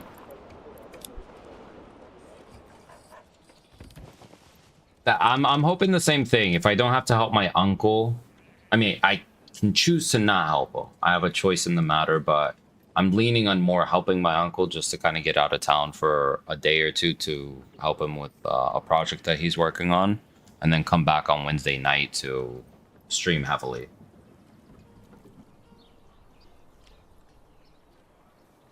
And again, thank you for your service, honestly.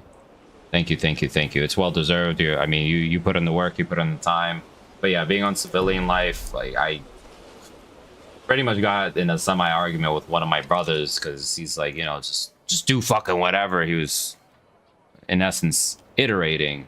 I told him, cool, I understand that, but it's like when you have 10 plus years of wine experience and over 14 years of just restaurant experience, the last thing I want to do is go backwards to just bust a table. I have nothing against people that do that. I did it myself. I've done dishwashing all the way through. It's not that many better. It's just I feel like I've done the time necessary to get at least what my profession base is, which is wine. Right to me, I appreciate the compliment, B1 Josek. If you have any other questions about Manor Lords or like what to do, please, please, please ask away. I'm happy to try and answer anything. We're waiting for stone. Okay, we have stone finally. I think we're a little short. Okay. Freeze. See, smaller mom and pop shops, in my opinion, struggle way more than they need to in this country. And I mean that in the humblest respects, because I'm grateful that I've always worked for mega corporation casinos here in Vegas, where a lot of times if you have the experience, you can get in front of people to interview. Welcome in, Soul Straw Media. How you doing? How you doing? How you doing? Welcome in.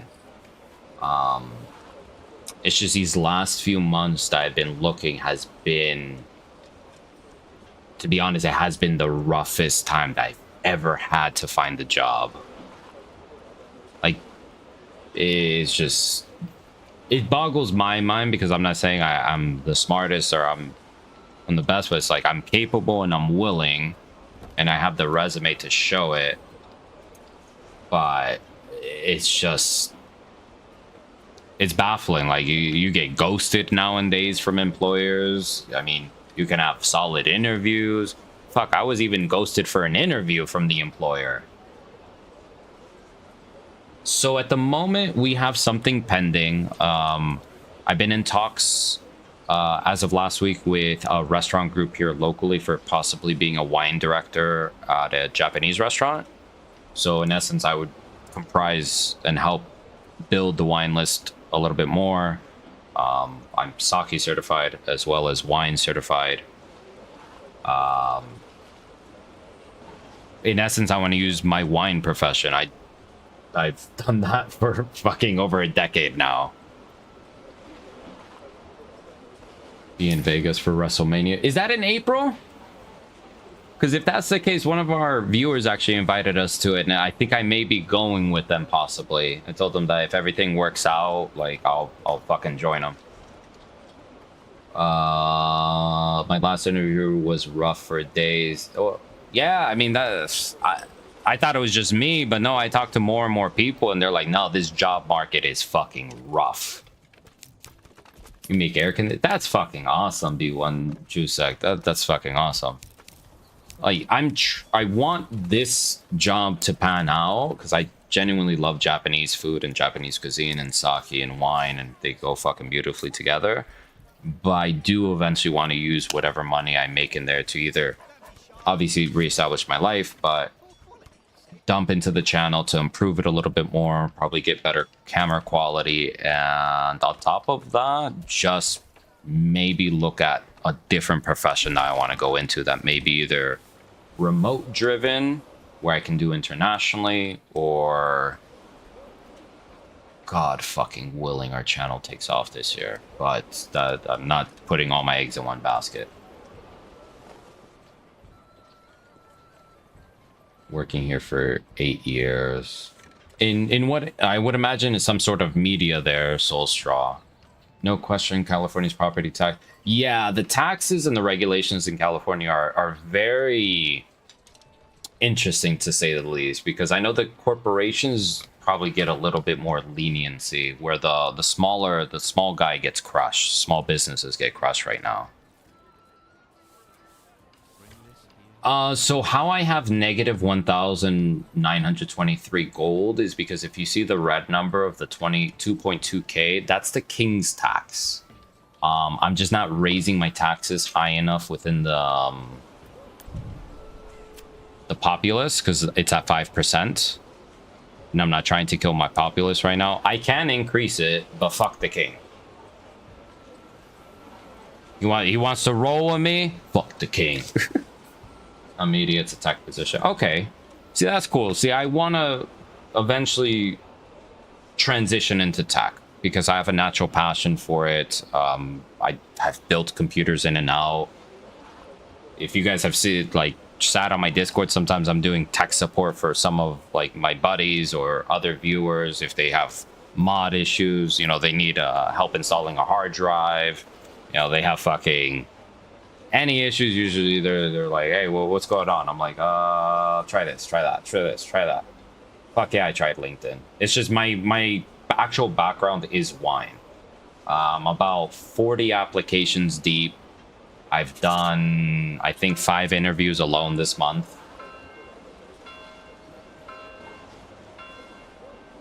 I've done construction, retrovet gaming, and that's why I went back to restaurants. During the pandemic, I did 2 different things. So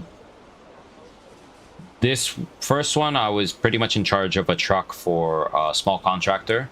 So I was in charge of moving the truck that had all the parts, things of that nature in the back to the job site. And since I am bilingual, I would be able to communicate between either homeowners or whoever of like what we were doing.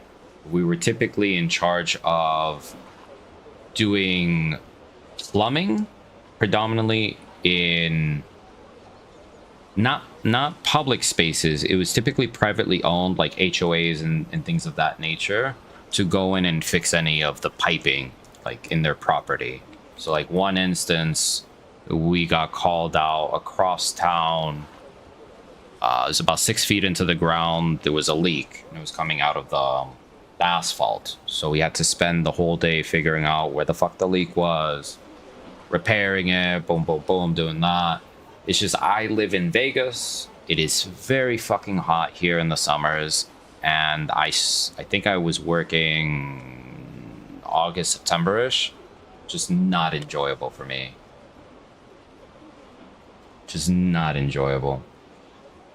SQL database, process control, PLC, open protocol. See, all of those, I don't understand technical aspects. Someone would probably have to teach me, or I'd have to self-learn on SQL or any of the coding languages. I know I can probably understand it and take the time. It's just I need to focus on getting a job that is full-time or close to full-time to at least take care of my bills. Because, as we all know, if you miss even a month or 2 in this country, you're probably fucking homeless. Yeah, trust me, I understand it's not hard. It's just time focus. You need to focus on getting something first, then I'll probably end up doing some sort of learning to get into that while I'm working and also streaming. My brother, he's 22 with 10 job applications, so when we thinking, nope. You got to do more. You got to do more. It's just for me, my profession, there's only a handful of places that are really looking for right now. And I've put into every single fucking one that is available. So that's the only thing. I still have something in the works, as I was saying. I'm just waiting for them to reached back out because during the interview, it was initially for a Latin restaurant. And as we were talking more and more, and he was looking at my resume, and we discussed my certifications within sake, he was like, "Are you at all interested working in a Japanese restaurant?" Like, again, because I currently work at one right now. I would be like, "Yeah, fuck yeah, like, tell me more." So he was explaining that it's a much bigger program than the other restaurant, that they need a little bit more help and focus on that one.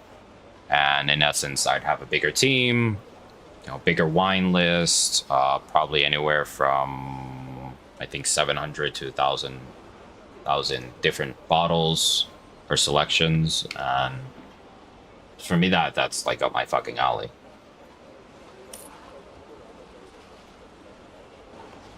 So I work for myself, these corporations here. Yeah, true, B1 Josek. Yeah, I mean, I work for, used to work for, I don't work anymore for them. I used to work for MGM International, which is a $20 billion casino corporation. So, when I mean I had an unlimited budget, literally for our fucking wine list, we literally had an unlimited budget. Back to the game. I'm gonna stay away from mods for KCD. Get the... Yeah, exactly. I'm not gonna touch mods until I beat the fucking first time. Honestly, I want to do a regular playthrough. I want to do a hardcore playthrough, because on the first one I did a hardcore playthrough as well. That was... Ooh, that was magical for me. Because it forced you to really pay attention to the landscape and understand where the fuck you were going. God forbid you got stuck at night in the middle of the wilderness. Holy shit, that was some of the worst shit sometimes, because you just don't know where the fuck you're at. It's so dark. And my understanding, B1 Josek, is a lot of the employers, or like the corporations in Europe, are a little bit more balanced in treating the employee and just like the overall stuff. You got lost in the regular... I can see that. I'm not laughing because it's at you. It's just, I can see that because it is a fucking massive and confusing game. You're like, wait, is it this way? Or is it that way? Hold on, let me pull up the map. You're like, what the fuck? Because with the hardcore mode, there was no fast travel, and there's no... If you remember, when you see yourself on the map, there's none of that. So if you're wandering, you have to know exactly where you're at or roughly on the map to get around. So I got fairly good at the map, and just like wandering. It's like, okay, I need to go up here. We need to make a left or a right here. Boom, boom, boom. We need to go to Townburg. Yeah, exactly, B1 Josek. And that's the thing. That's the trouble of the thing. For as much money as the companies make here, there's very little protections for the common worker a lot of the times, unless if you have a union house or if there's some sort of group, because it's not always union, but it's some sort of group function that counteracts the corporation's heavy hand. Yeah, there's fast travel in regular mode. There's fast travel. So if you... It has to only be in certain locations, though. So, like, from town to town, there's a certain icon that you would select, and it would let you fast travel, and it'll bring up the map, and you see Henry just like move, but you have a risk of bandits jumping you. There's always like a percentage risk of a random encounter. It doesn't always have to be bandits. Sometimes it's like, oh, there's something on the road. So it puts you back into the game, and it's like, okay, maybe it's a downed tree. And you're like, oh, okay, fuck. Like, is there an ambush somewhere? So you always have to be on your toes during that. Best experience I had was no fast travel Skyrim when it came out. Okay, so it's similar concept, I feel. Like, you just wander and you really absorb, like, the map, the scenery, and, like, the overall environment that the developers wanted you to experience. It's honestly the only game I've ever done in hardcore mode, to be completely fucking honest. All right, so we finally have 2,000 here. Let's claim this shit. And let's raise the fucking banners. We're actually going to get a battle here.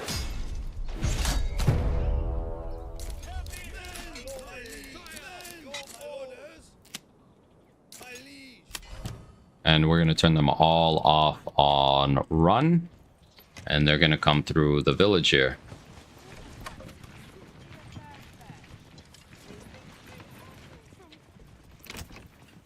No. Oh, shit. I didn't mean to zoom out that much. Wait, what you got? Ah, fuck out of here, Baron. Piece of shit. No one wants you here, bro. Alright, so here we go. Here we go.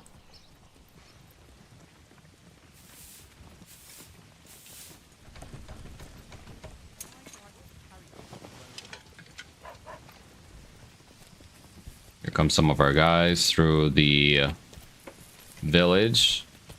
So you see what? An archer, a spearman, a couple axemen here.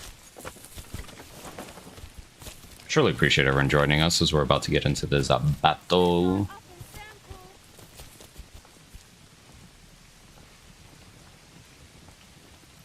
I always get Frozen Village layout.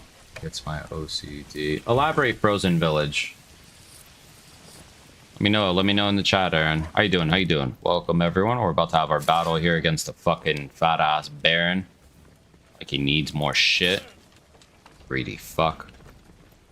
So he sent... Alright, same 5 units.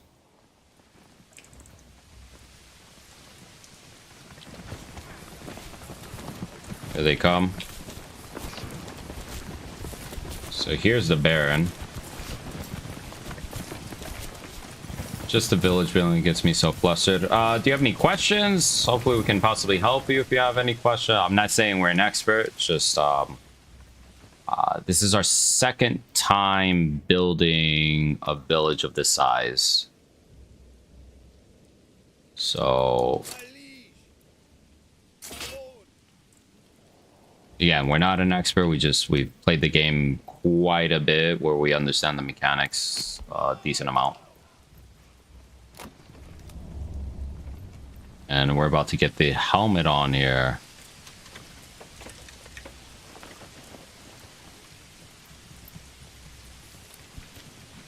So here come the men down the roadway. Crossbowmen, spearmen, all sorts of unit on this one. Yeah. Truly appreciate everyone joining us across all our platforms. See video 400 versus 400. Yes, because you can do mods within the game B1 Josek where you can make the Baron stronger and you can make your forces stronger. At the moment, I think we're at... Let me see how big my army is. We're only missing a few components. Let's do... How many units is that? 8? 8.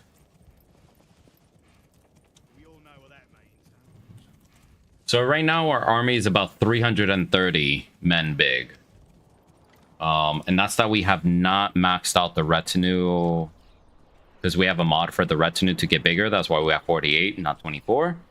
And we still haven't even built the manor house on this side, which will give us even more units.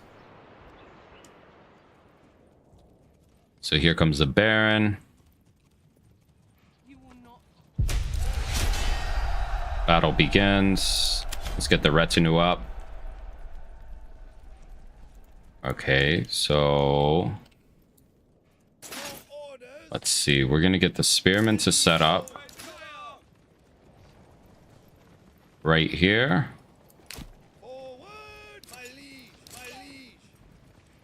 Backed by these guys here. And we're gonna have the archers set up over here.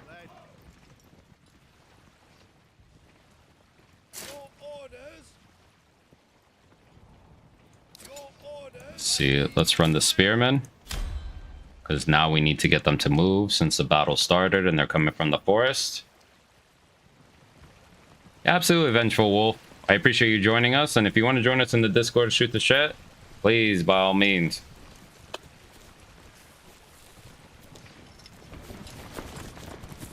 So we're going to hold the ridge here.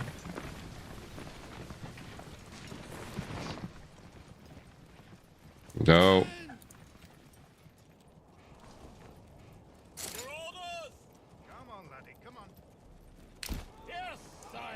Here we go, here we go.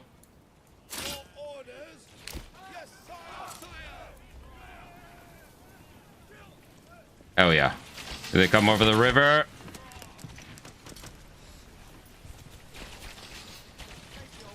Oh yeah.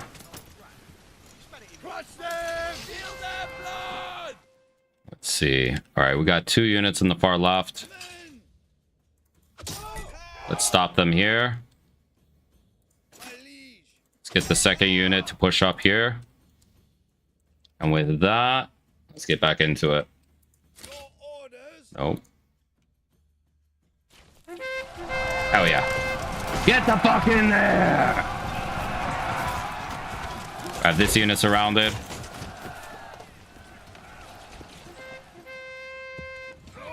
This retinue unit. Let's stop them. Let's get them over here.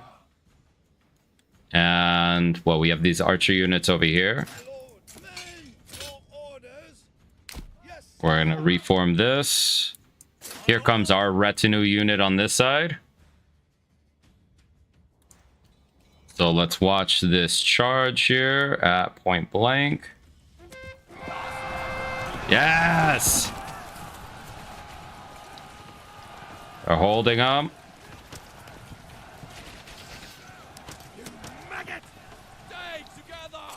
And let's get this charge here.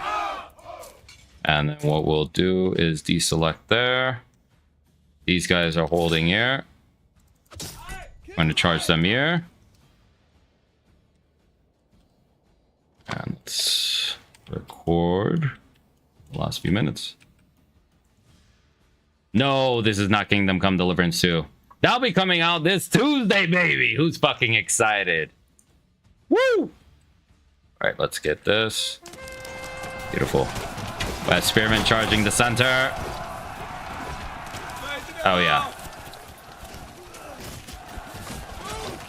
I'm fucking so excited for that. All right, let's get this.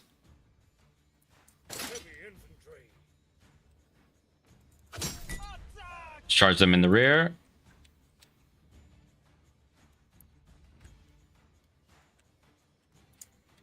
And let's get in. Here we go. Our men-at-arms charging. Oh, yeah. They arrived late, but better than never.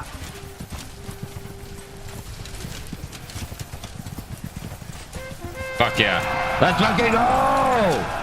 Cowards!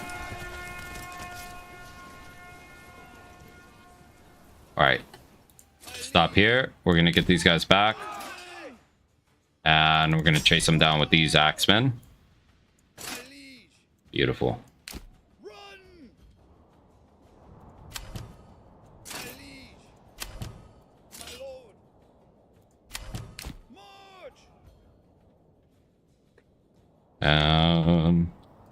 Some pause here. There we go. So we just beat the living fuck out of the Baron right there. Everyone's about to go back to their jobs. Go ahead. Go ahead. Keep firing. Keep firing. Yeah! Hell yeah. The fuck over here. Yeah, beat his ass. Oh, they don't want thy smoke. What's your favorite type of loadout for KCD1 there, Don? We're literally talking about Kingdom Come Deliverance, honestly, for like the last half hour off and on. I'm so fucking excited for the game. I'm really hoping Hopefully it's not any spoilers for anyone that has not played it. I'm really hoping we don't get another fucking cliffhanger. That's it.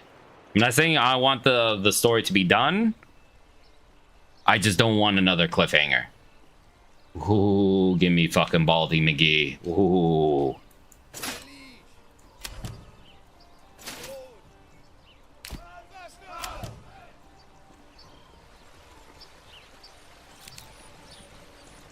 So, retinue. All these guys are about to get buried here.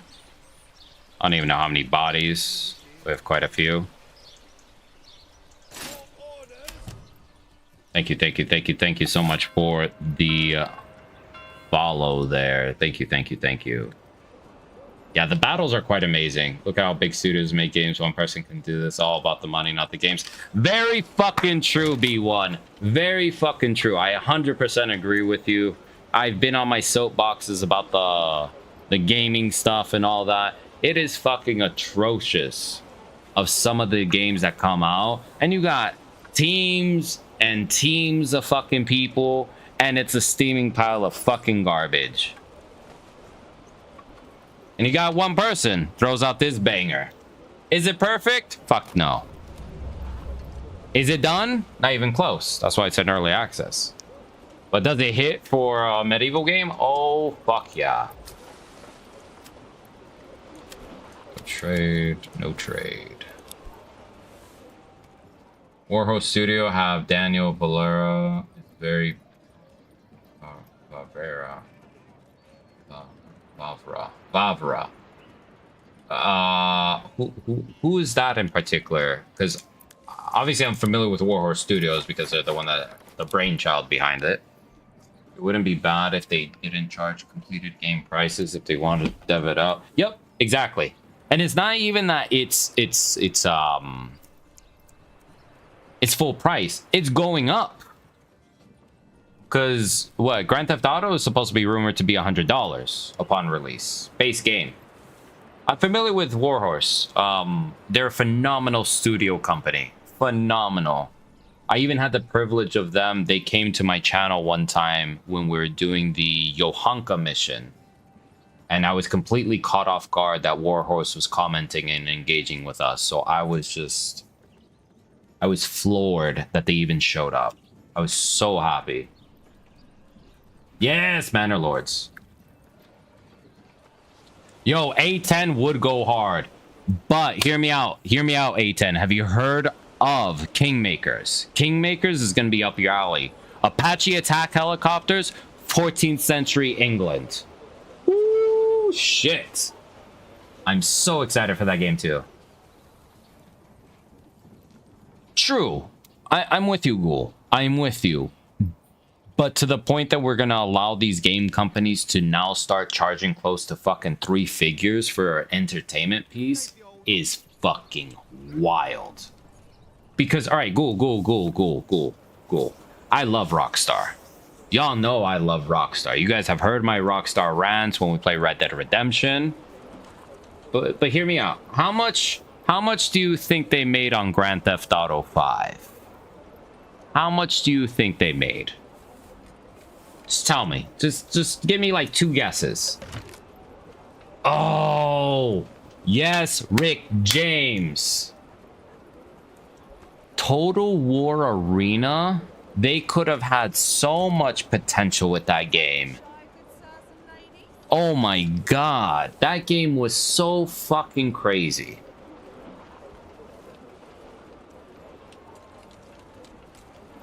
All right. Those are solid numbers. Here. Let's see. How can we do this?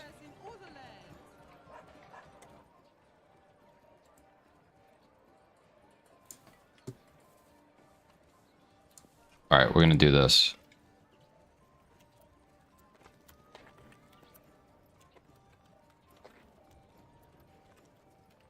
All right, so what? 50 million? You got under $1 billion. All right. Okay. Cool. The game has generated close to $8 billion. $8 billion of fucking dollars in revenue. They don't need the money.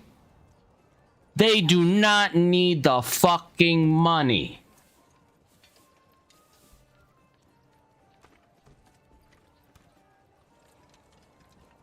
Off one game. And they want to charge us $100 for number 6?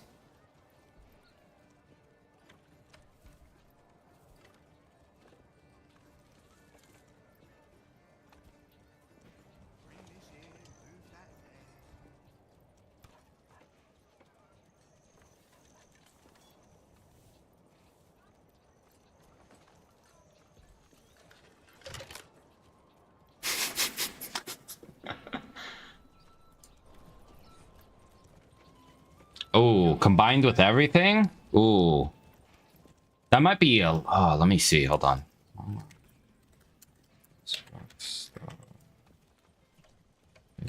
Total. Let me see.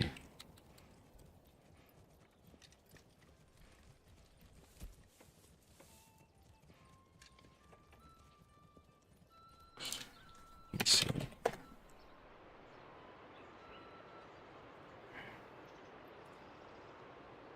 Because it's only giving me... Oh, okay, hold on. 410 million copies. Fuck. I'd say it's probably close to 20 billion.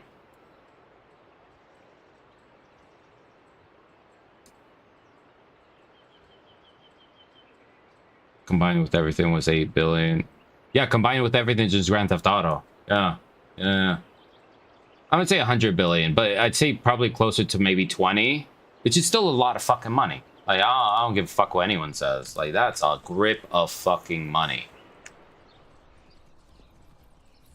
Because this is how I see it. How much does it take to spend $1 billion?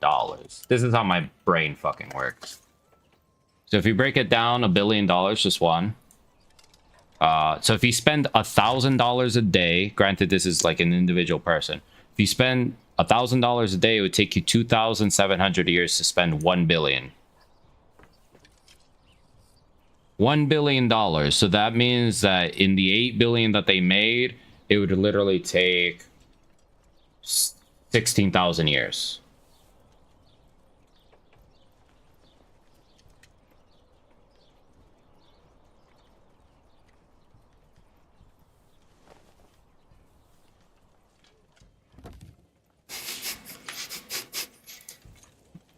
It's scanned, Rockstar. Yeah, I do play War Thunder. We were playing a little bit earlier today. For those who join us quite often, you guys know that I play War Thunder in VR a lot. Blast music. Yeah, that's assuming for one like average person. But even if $1,000 a day though, could literally spend like $1,000 a day. That's $7,000 a fucking week. Like the fuck? I don't think most of us would even be prepared to do that. It's 2,000 fucking years. We'd literally have to go back to the Egyptian era to spend that much money. Or like the Roman era. My bad. Egypt was a little bit older. The Roman era.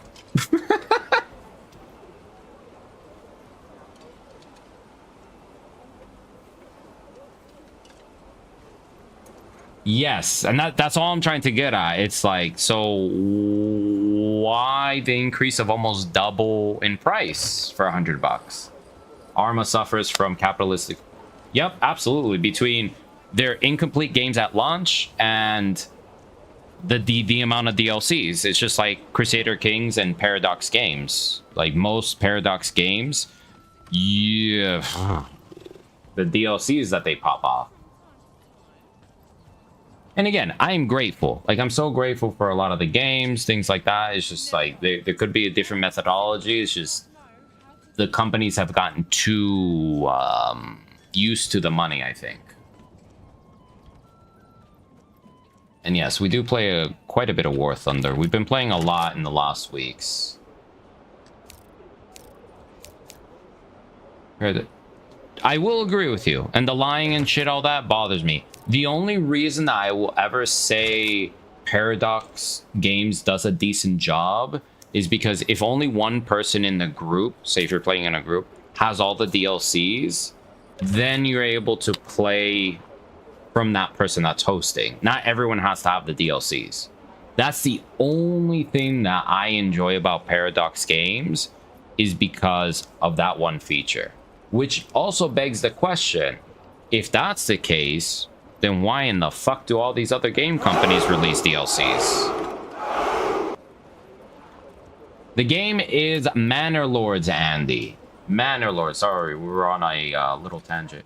That Hans Landa meme describes it perfectly. You're releasing parts of the game as DLCs, aren't you? Yep.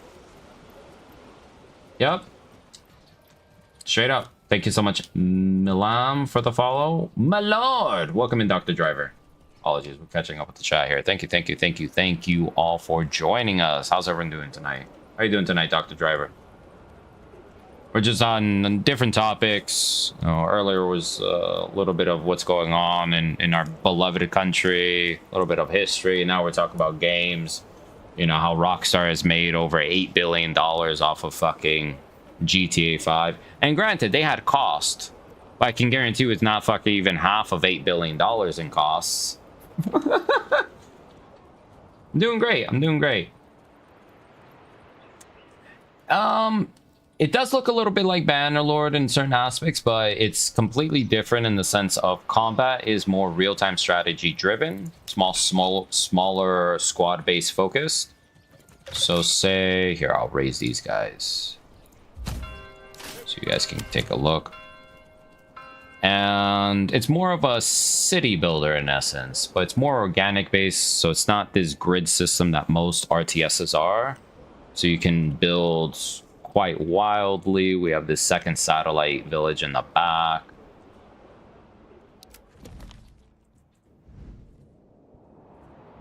Oh man, I haven't played Arma in damn near half a decade. Can see complete that now. I'm ensnared. I did stream it recently. I did, and I actually have to get the because I didn't have the. It's not that I didn't have the time. I didn't have my app that helps me clip quickly.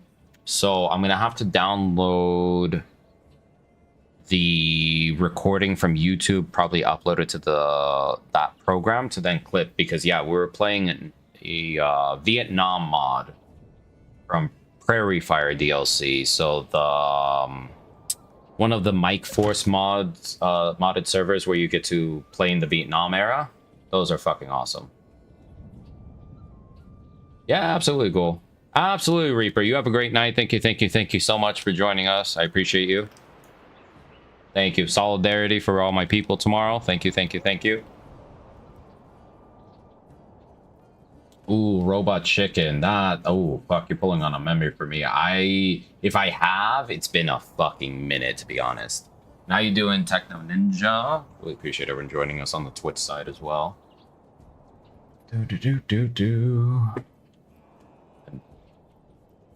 Palpatine says Stormtrooper. Stormtrooper, my lord. I'd have to look it up on that one. I'll probably look it up at the end of the stream today because we've been on a little bit of a Star Wars kick today. We watched quite a bit of Rogue One because I haven't seen that movie in fucking ages since it dropped. And we've been watching some of the original, what we watch, part of like New Hope and Empire Strikes Back. Thank you so much, Not Centuri, for the follow. So let's go check out our men here. Some of them are glitched out in the retinue keep.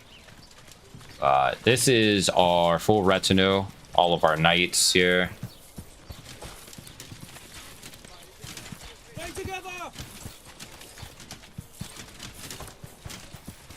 So it's a little bit different than Bannerlord here, just because it's more squad focused, but the details that you have with the actual men is pretty fucking impressive, I feel.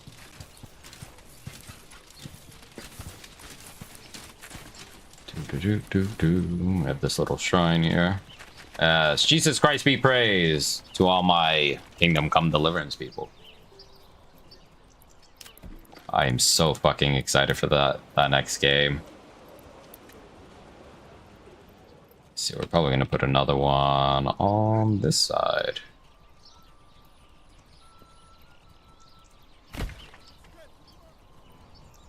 Yeah, I'll definitely have to look it up. How you doing, Dr. Driver, though? How's everything?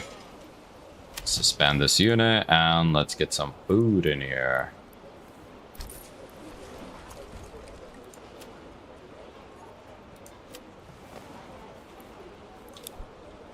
Let's see, what else we got over here? And let's see, can we get a granary? Yeah. Okay. And let's see, we need to buy some food. Pum, pum, pum. Let's do import of literally everything. Good. Just doing some work this morning. Awesome, awesome. Good shit. Had a good weekend?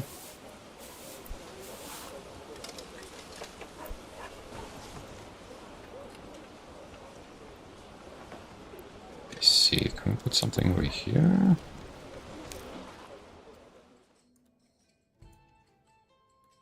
No. Oh, we can put it in the back here, though. Let's go, people. That's what we're gonna do. We're gonna extend the road here.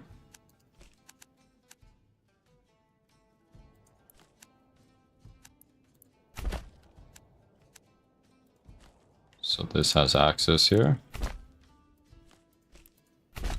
There we go.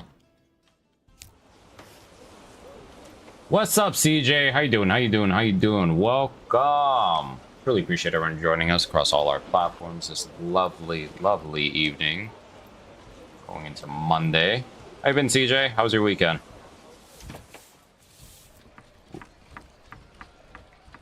Love this shit. Love all of the autumn colors, how the seasons change throughout the game as well. It's definitely fucking gorgeous when it does this. The farm's working here. Oh, we finally have a decent approval rating on this fucking side. Thank God. So let me see if I can build some houses to support another growth. Let me see. We're gonna build them this way.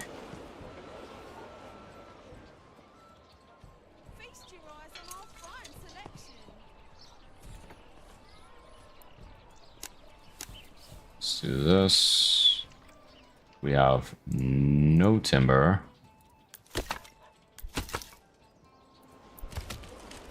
Advanced.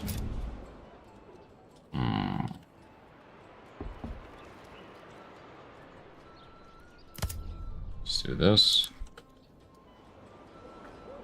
Was good. Mad about Armor Forger being down. I just got to play it for 1 hour, then they got DDoSed. Oh shit! I need to laugh because I know DOSing is fucking horrible where you overload the servers. But that's just fucked. That's just fucked, man. I'm sorry.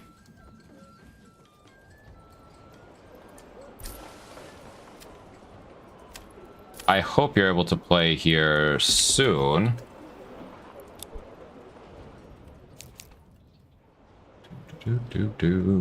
Truly appreciate everyone joining us. Thank you, thank you, thank you, thank you all.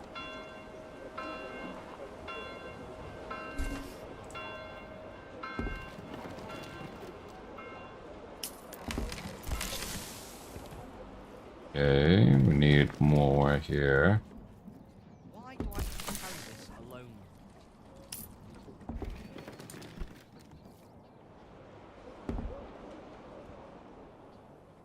Let's see. Let me get a second farmhouse built. How the fuck can I build it? Build it on this side. This side. And let's see. I'm gonna build pitching post. I'm gonna build 1, 2, 3.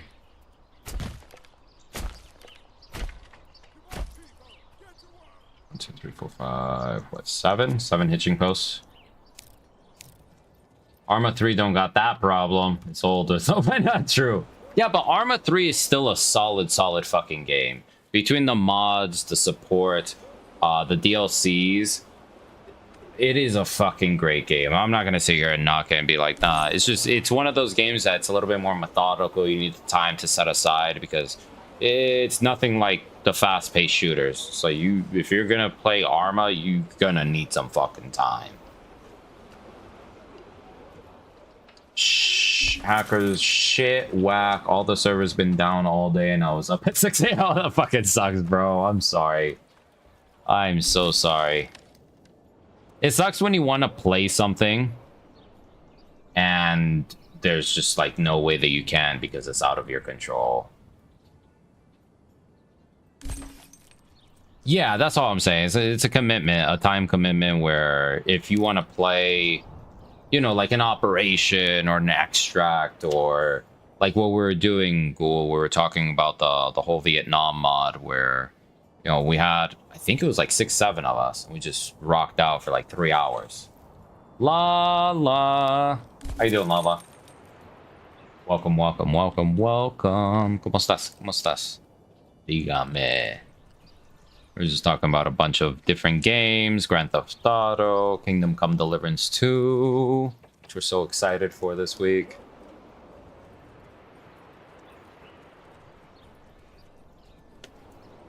I've got this pretty dynamic campaign server that pretty much non-stops, so it's sort of pick up. Ah, okay, okay.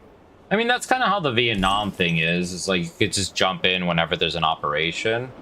It's just for me, I like that style of game or, you know, Hell Let Loose squad with at least 1 or 2 other buddies just because it makes it a little bit more interactive and just hilarious at the end of the day.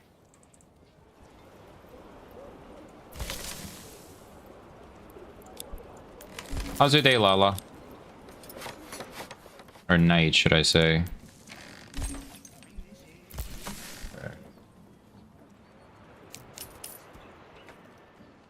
Yeah, okay. Yeah, it's very similar to the Vietnam stuff.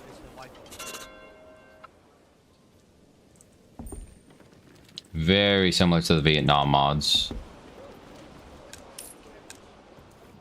Just waiting on most stone to get fucking imported. Yeah, absolutely, A10. Let's hear it. Let's hear it! Oh, la la. Let's see what policies we have. Strict fasting.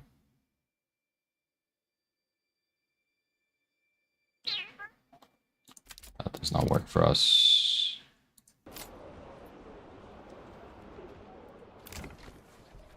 Let's see.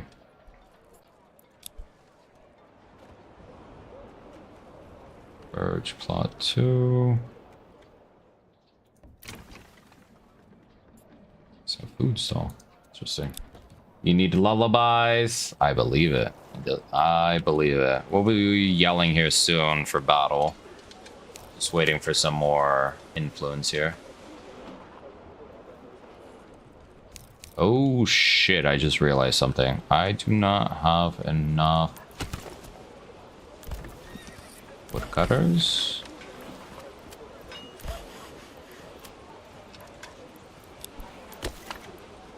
Let me see. I'm gonna build another charcoal pit because yeah, we need more. Charcoal kiln.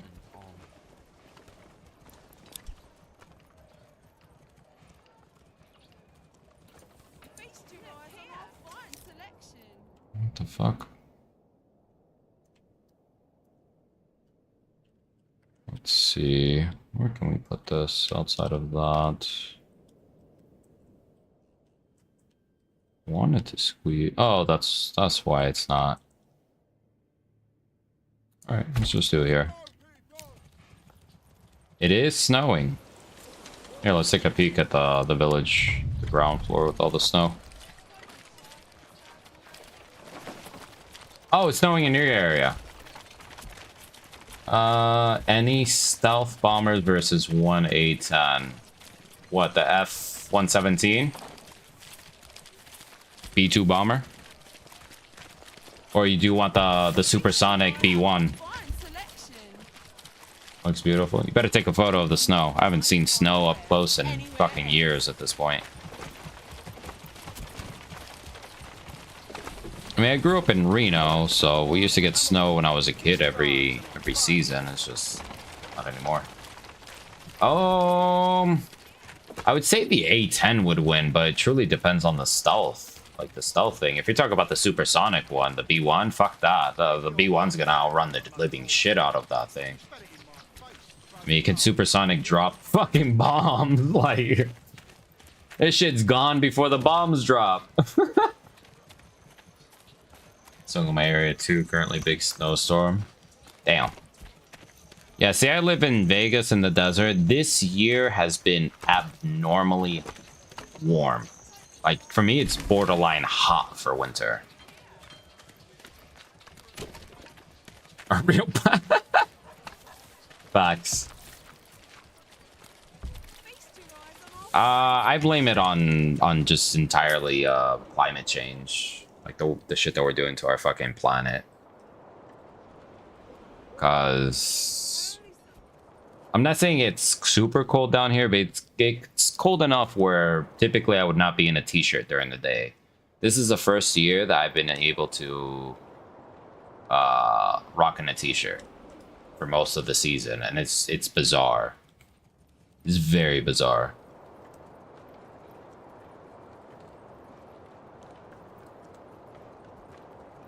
We can say a B2 spare. Yep, very true. Very true. What the fuck is up? Generic storage is full.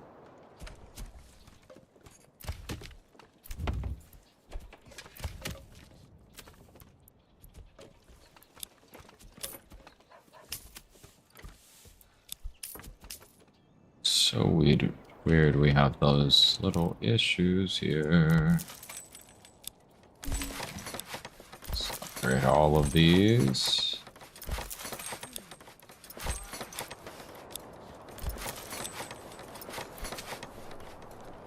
And let me see, we're gonna get a plow.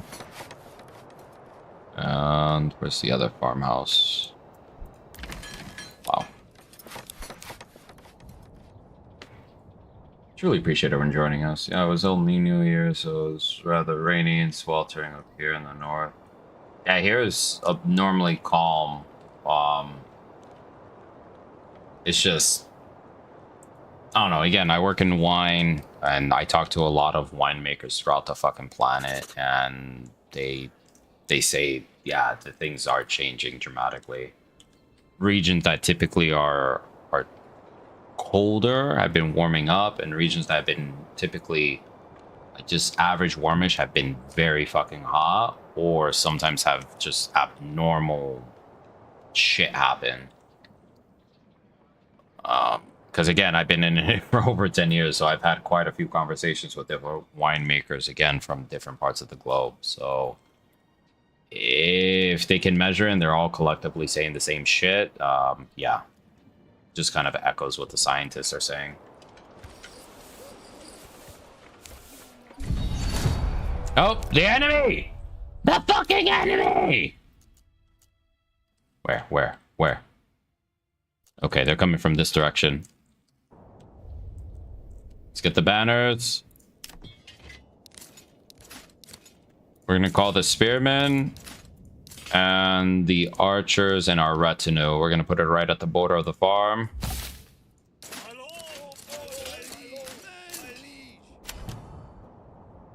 And we're gonna walk them.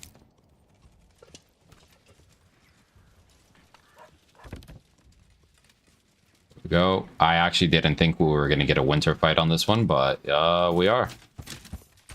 There they go. Yep, we need air support. Roger, this is enemy of Skyworks. We are requesting bombing run on the enemy. Tree line.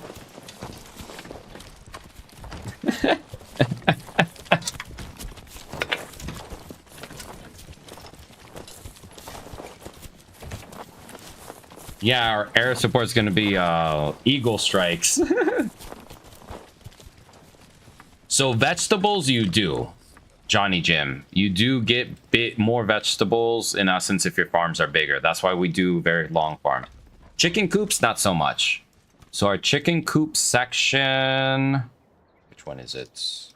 That's the edge of the map. No. Our chicken coop neighborhood is literally this one right here. So if you see, they only need a little bit of space. It's not like you get a crazy amount of chickens in every single one, but I wouldn't say the smaller the yard, but enough where you can have some space. That's why we did it at the edge, and the majority of everything else is vegetable farms. So we're raising the banners here. We have a situation that needs to be handled with some bandits, and we are gonna attempt to beat the living shit out of them. Yeah, absolutely. Ask away, ask away. I'm happy to answer any questions that I can. Give me a sec.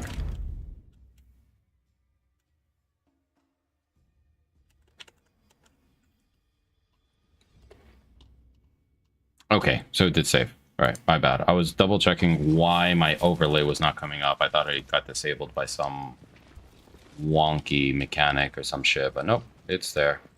So we have these 4 bandit units that are about to engage us. We're moving majority of our army into the open field here.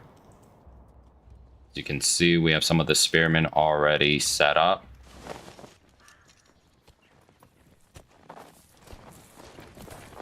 Yeah, absolutely. If you have any questions, Johnny Jim, I still feel like I'm fairly new to the game, even though I beat it. This will be the second time, I think, we beat it. I still love this fucking game. It has really, really scratched an itch, and in a way, it is everything that I had hoped for when they released it. The only gripe, quote gripe, I have is the size of the armies, but I know the dev has mentioned that eventually we will be able to get bigger armies. It is designed to handle more. It's just, we're not there yet. Yep, PC only, Ethan. A dive bomb. Yep, we get the eagle screech, you know, almost like Lord of the Rings. We'll get these giant eagles to help us. And it'll be a done deal. Done deal here. Let's get the archers in the back. Let's actually get them into a straight line. We're going to get them into a straight line, and then we're going to get crossbowmen in the front. We're going to get our retinue here to make this. We'll get this on that side. Get the spearmen to go this way. And we'll get this unit as like backup. So let us run everyone, because at this point we need to get to the front.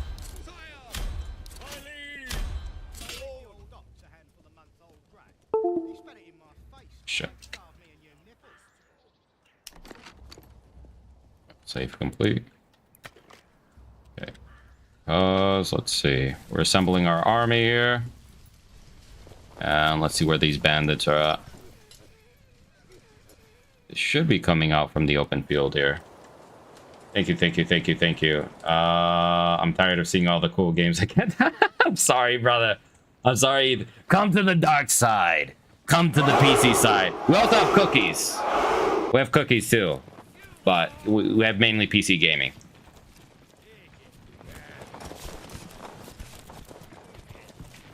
Yeah, you do have a limit. You do have an army limit. There's a couple mods that exist on ModDB, which we've explored and we have activated. That's why we have a larger retinue than the 24. And that's why we have 8 militia units opposed to the normal. We had more. It's just I was noticing that there was a slight glitch whenever we would actually put them up. So we decided to just go with this amount. So let's fit the archers here.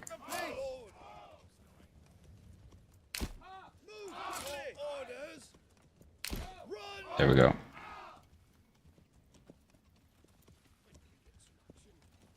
And let's observe our beautiful army here. Thank you so much for the follow there, A10. A war crime. Oh, the army, the coconut is a giant, but eat much you get fat coconut nut, not. That's a fucking tongue twister. Actually pretty fucking funny. So this is our army. It should start opening up here shortly. Oh shit, we went on the roof there. Trying to take a photo of this beastliness here.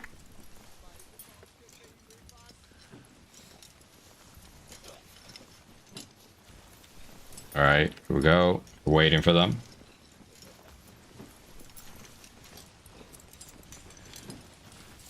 Let's see. Reigns of Castamere. Because we're about to slaughter them all. Let's fucking go. Alright, let me get let me see, that unit's all the way on the far right. So we're gonna have a balanced, or no, stand the ground. Balanced. Balanced. Here they come. They're making a run. Our guys are opening fire now. Crossbowman. Poor trader got stuck here.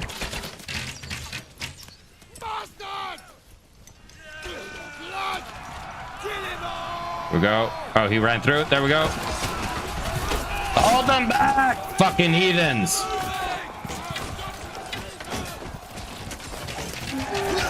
Yes. Yes. Light their asses up. Light their asses up. Here we go. This is the other unit. Oh, Fortunate Son. Oh, God. We blast the living shit out of that song whenever we play War Thunder. Nope, this is not made by Total War. This is made literally and developed by one person.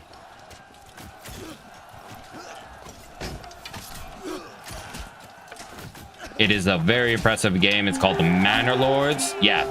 Yes. Yes. That's why I will defend this fucking game. Not because I have any interest in any stock, any of that. It's just, to me, this is obscenely impressive for one person to pull together. The guy's been working on the game off and on, from what I've understood, for the last 7 years. It finally released in 2024, I believe in April. And it is a phenomenal medieval city builder with small squad-based tactics here. Because as you see, all of our peasants are going back to the village to go work. Very badass, in my opinion. I agree. I agree. 9 planes away from the A10. Holy shit. See, I'm still on P-51 Mustangs A10 War Crime. But I am very familiar with Total War Brendan Nasher. I am super fucking familiar with the game series. So I love Total War. Rome 2 is one of my favorite games of all time. I still play it to this day. Napoleon Total War, we play modded online quite a bit.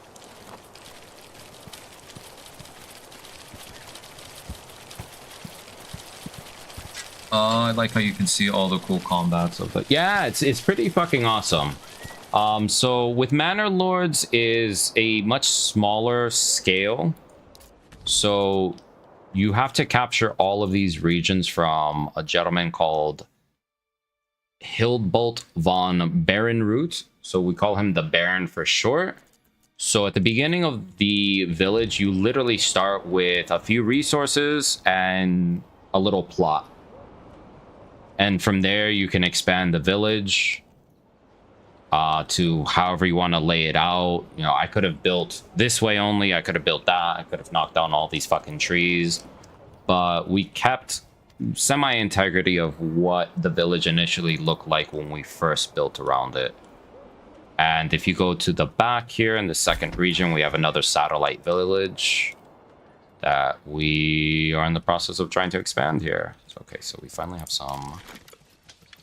And wouldn't it be by organic or just like, so say I want to build these houses here, right? We got these long ass yards. But say I don't want such a tight build. I can build 4 houses here. And with this little house that has a plus, you can add an additional family there. So in essence, you have 8 homes instead of 4. So you build that. And then with the long yards, you can add a vegetable garden so they can feed themselves. Yeah, absolutely, B1 Jusek. Thank you so much for joining us. I hope you have a great lunch on the Twitch side. Thank you again for the follow.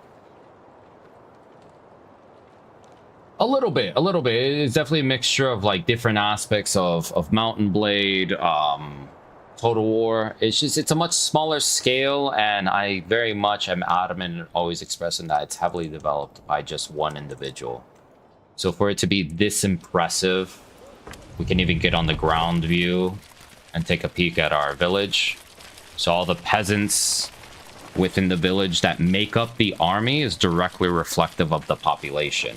So if you do not have the population to support a large army, you're not going to have a large army. What plane do you have highest? Yep, it is P-51s. I'm literally still stuck at like that 4.0 battle rating. I don't have any jets. I don't grind a huge amount of time. I usually only play War Thunder, you know, every so often. This last week, mainly because of what's going on internally within our country, I've been blasting, you know, Rage Against the Machine, fucking Black Sabbath, of course, Creedence Clearwater Revival, you know, Fortunate Son, and just enjoying. It's quite an awesome game. Well, what's crazy, Dr. Driver, if you take losses within the army, the family that actually belongs to that family member, they will stop working for a few months. So if you take too many losses, your village will be crippled for a few months because they go through like a 3-month mourning period where like the wife or whoever is surviving won't work. Like, let me see if we can find one. Because I don't think I've taken losses on this one. Yes. Yes, Dr. Driver. So if you take losses on the battlefield, they will suffer. On top of that, you see how she picked up the body here? So she's a grave digger that works in the corpse pit. Or she works for the church. Because there's 2 different ways that they dispose the bodies. So we'll have villagers come out here, pick up the dead bodies, and move them. Where's my corpse pit? To here. Can actually get 2 more people to work there. Or if it's one of like our villagers, they'll go into consecrated grounds here. Can you have men? Yep, absolutely. So there's 2 different ways that you recruit. You recruit by having equipment, because you have to actually have the blacksmiths, your workshops, make the equipment first. Then you can arm your militia. That's one way. The other way is you have to make a manor house, which is part of your tax revenue sort of thing. And from here, the base version gives you to start, I believe, with 6 or 12 when you first create the house. From there, you need to acquire enough personal money to then buy more of the retinue. So you're asking, can you get men-at-arms? Yes. So there's two types. You have basic men-at-arms, which don't have plate armor. They have chainmail. And from there, you can change the type of weaponry they roll with. I really like one-handed axes. You can change the body type. At the moment, there's 2. You can change the type of shield. Helmet, same thing. I think there's like 4 or 5 different choices usually. And even from there, I can change the colors. I can, okay, So okay. We'll name here. Let's get an actual knight. Mr. Tomas. No, you are gonna be a master of chess. We shall name you Brenda Nasher, the destroyer. Oh, forgot destroy. There you go. Bam. Did it save? No, hold on. I think I have to hit enter. Enter.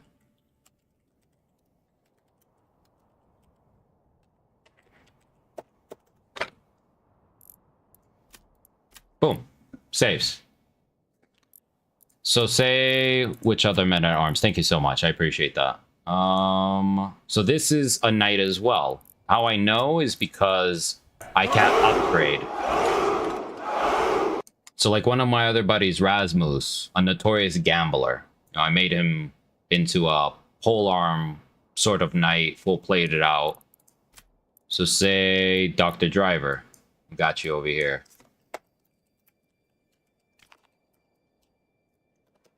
Thank you so much for the follow.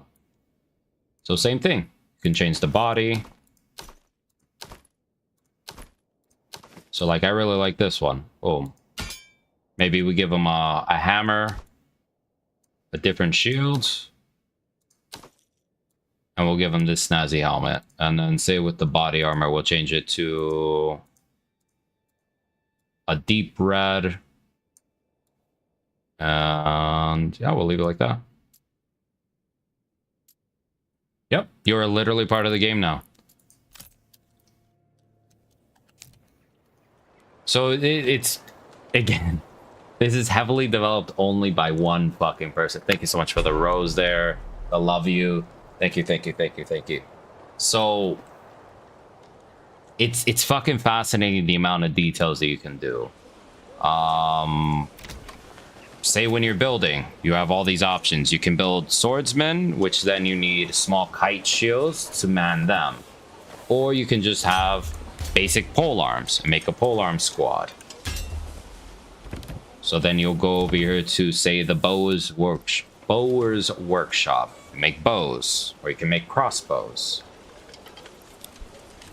So even though it may seem super simplistic on the surface, there's a lot of like little logistical details that you can do. And then the random flock of birds that are always flying by. Majestic, look at that shit.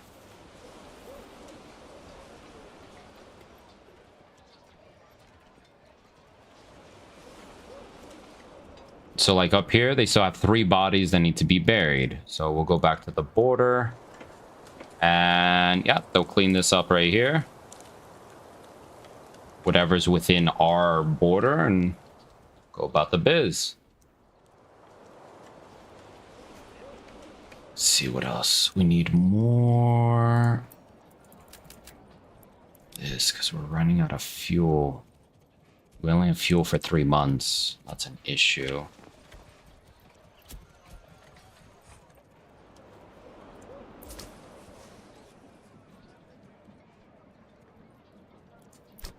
Let me see, is that enabled? Give me a moment. I have a cart over here that does firewood. Okay, so it's not. Okay, let's give it up. No, unfortunately not at the moment. It does have a population limit in the sense of army. So, like, say if I wanted to make another unit here, I can't. What I can do to circumvent that, though, there's a different way. So, how I have this region here, it's separate from Skalitz. I can make another manor house here. I can get more retinue. So the men at arms that you saw that we could customize, I can get another set of up to 60 over here because I have a mod. Typically, it caps you at 24. So I would have 24, 24 between the two. With the mod that I have installed, I can literally have 60 because I haven't built the final tower on this side. And I can have 60 here. So in theory, if, say, I built a village in every single region, 1, 2, 3, 4. So an additional 4. I did not count that right. 5. An additional 5 villages plus another 5 manors. You add another 60 for every single fucking region. You're looking at what? 300 for there. I already have another 320-ish within Skalitz alone.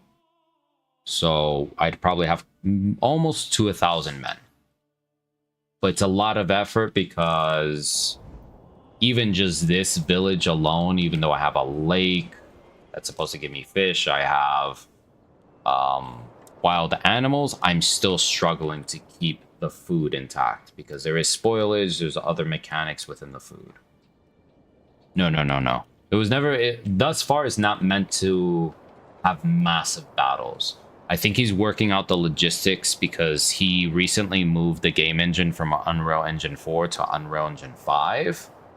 Hence why it looks very crisp, in my opinion. We'll walk on this side. So I know he has plans to eventually add cavalry and possibly some other units. But for the moment, this is where we're at with the military stuff until I think he can work a lot on the other stuff. But from what I can tell with how the engine works and how some of the other mods work, you can have quite a big army potentially, like later down the road. The guy cannot fight. That's the only thing with this character. He's not a combatant. But you can go into the battle with this guy and watch the battle unfold with his viewpoint. As you can tell, there's a little bit of an issue here with the floating around the water. Which again, small little things, but for me, comparatively to like some other similar style games, I'll take these minor little issues. Yeah, he is a god.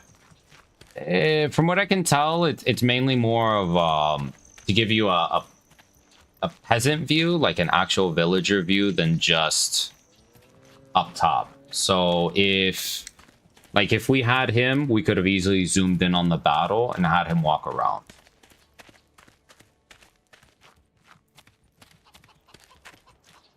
So like we walk this way, the lake is frozen over. You can kind of see like a little bit of the frostiness over here, a little bit lighter. Yeah, if the frozen lily pad, or not even frozen. Oh yeah, they are. I think they're underneath the ice, or if it's just a little bit not frozen over. They're dragging a deer that they just caught.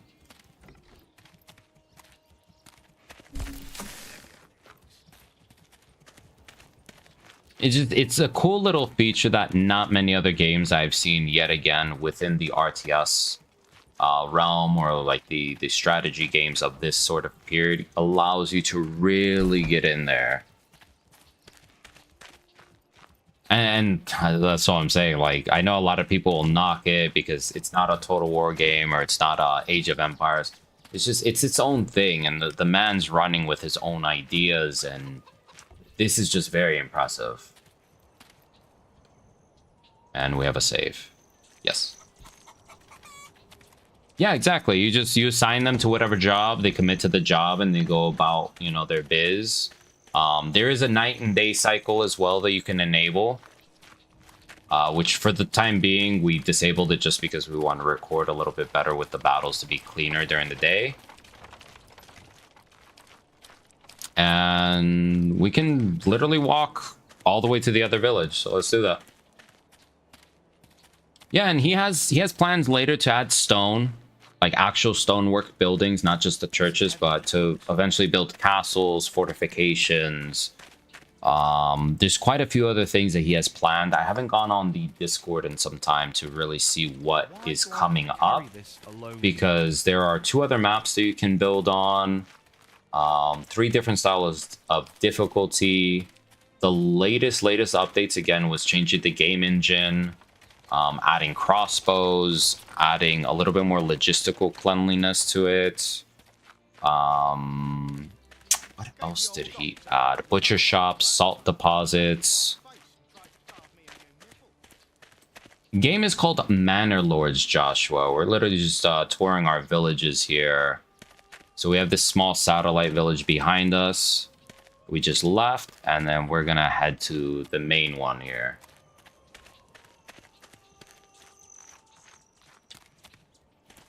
And these are our 2 farmhouses that we have at the very edge. Not even sure what they have possibly planted here for this season. But old Tom and Six Toes if I lose my last ones. I have not played the game yet. That is called Kingmakers. It hasn't even been released yet, but it is on our radar. I am so looking forward to that game, of having the mixture of modern armament, going in against like medievals, like having an auto shotty against full-plated knights. It looks like an insane game. I am so thrilled. And it's going to be up to 4-player co-op. I'm agreed. It looks so fucking cool. Like, when I explain it to people, some people are like, what the fuck? Like, what do you mean you're gonna have machine guns in medieval era? It's like, no. You gotta watch the trailer. You gotta watch the trailer, because I'm not the best salesman when it comes to this. But, holy shit, the trailer. I'm sure you've seen the latest one where they had the Abrams shoot the round and take down the castle. So fucking cool. And yeah, we just have farms in the backyards all the way here. We're gonna take a walk all the way through the front on this one. And yeah, the guys just do their thing. This guy's probably moving some shit over there, taking the cart somewhere. Yeah, the ragdolls. Oh, I'm so fucking excited. It's gonna be cool as shit. I guess they're taking some sort of building equipment over there. The ox doing some shit. There's a lot of cool aspects on this game, I feel. I'm very excited to get again for Kingmakers, because this is going to be fucking cool-ass medieval game that comes out. I'm hoping it does come out in Q1 as they keep advertising. Big realistic games and stuff. Good. Yeah, exactly. Like, the graphics for me is, I don't say the major selling point, but having a good balance between mechanics and graphics is nice. Like, I can sacrifice a little bit of graphics if the mechanics are superb. But with Kingmakers, I feel like they're both going to have hand-in-hand, like, great stuff working on it. Oh, yes, we do have KCD2 Spoob. We have it ready. Thank you, Rasmus, once again. Buddy Rasmus picked it up for us because he knows we've been a little bit struggling with the whole employment situation. So he's gracious enough to fucking get it.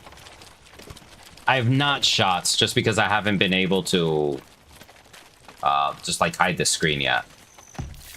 I will check it. Literally just one region away from taking over right now. The whole map. Yeah, KCD2, Kingdom Come Deliverance 2 is going to be fucking amazing. I was about to say that. Yes, it's going to be fucking lit. I'm so excited. We may do a stream tomorrow for KCD 1 just to anticipate, to prep, you know, get back into the vibe. Because I love KCD 1. It's one of our fucking top 5 favorite games, period. Like, it's a magical game for me. So this is the front of the village. So we'll probably make a left here and go towards the back on the right side. Nice and bad Manor. Need to get... Yeah, it takes a little bit to get used to Manor Lords, but once you do, this is our tavern. So you see everyone's enjoying a nice pint. Comes in pints.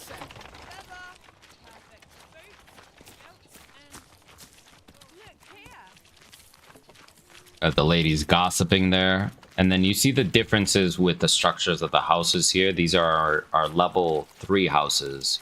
So you can see the difference from 2 to 3. You know, you have beautiful tile, beautiful woodwork in the front. And then these are a little bit more simplistic. Still has tile roofing, but just not as luxurious. And then once we get to the back of the neighborhoods, you'll see the thatched roofs, which are level 1s. Biggest difference between the 1 mainly 2 is that you can collect taxes between 2 and 3. Whereas level 1 houses, you can't collect any taxes. Let's actually go this way. I rarely go on this side of the village. I appreciate you joining us again, Shots. Yeah, we've just been deep in this one. Oh shit, we're in the house here. Been deep in this one. I think we have one more major battle that's going to be upcoming. I think we're going to partake in the springtime. And go from there. I think this guy is sick too, because the way he's like moving. And then we have the farm, I think over here. And we, oh no, that's not even the farm. That's, let me see. Where was he walking?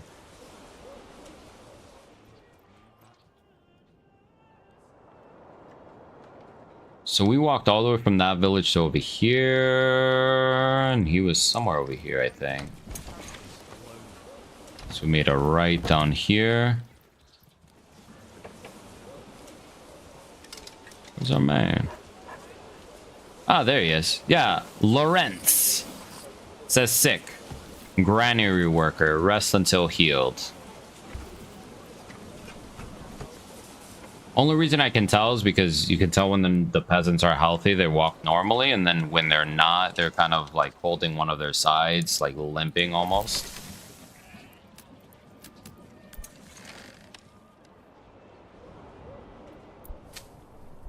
Let's see.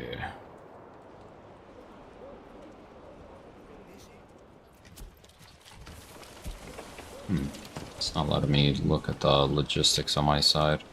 Check this.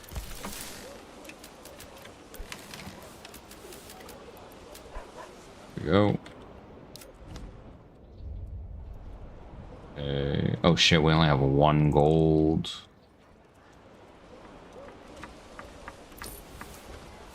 Trade. Let's stop importing stone.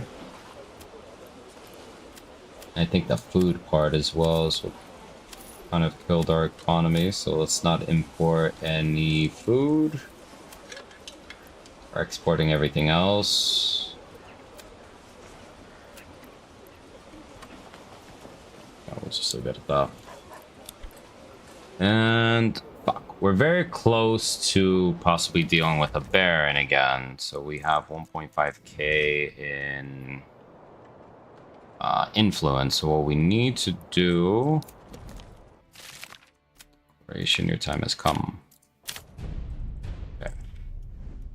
So we sent that letter off to the bandits, so that way it will possibly engage in some sort of, excuse me, fight.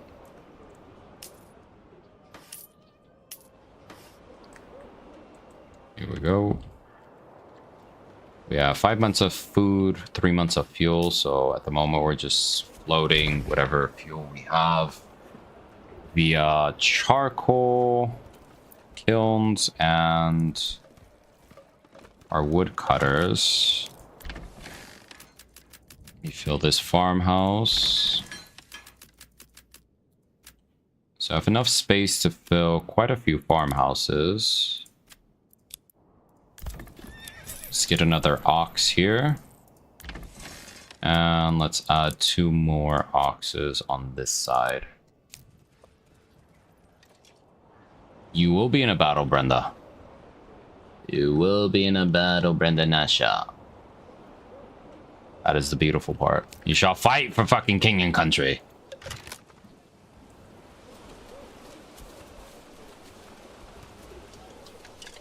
Shall be glorious.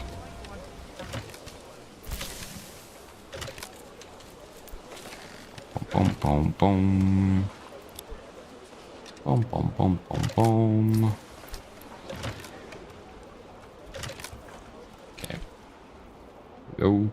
Alright, cool. So we have enough fuel for 3 months, food for 8. So now we inverted this fuel consumption and the overall, what do you call it? Yeah, fuck the king. What the fuck's the king gonna do? Send an army? Fuck him. Heary, heary. Forger's hut.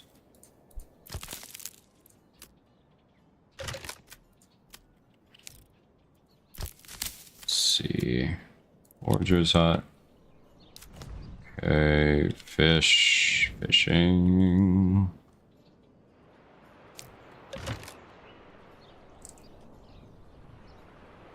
Entries full.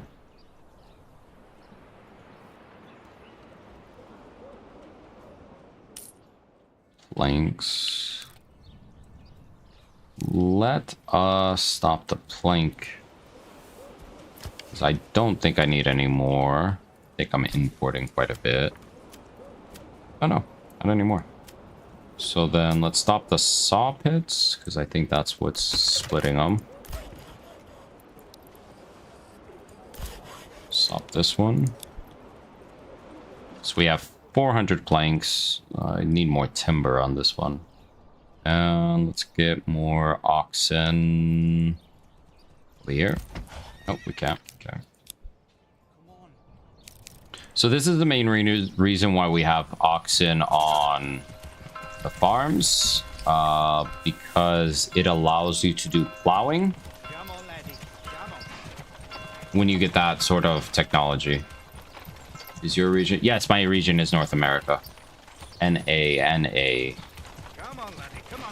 Where if you do not have the oxen or the plow assigned to the actual farmhouse, they're just going to send all the workers to work the field. So it'll be like, I don't know, 2-3 families worth, 8-10 workers just picking everything or doing whatever's necessary, because there is a full process to it. You have a plowing, you have sowing, you have growth, and then you have harvest, and it will transition automatically as the seasons advance.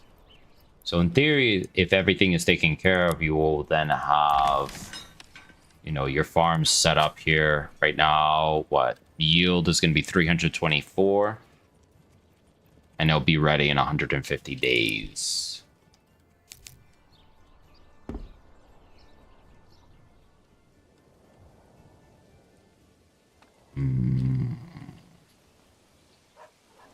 Pop, pop, pop, pop, pop, pop.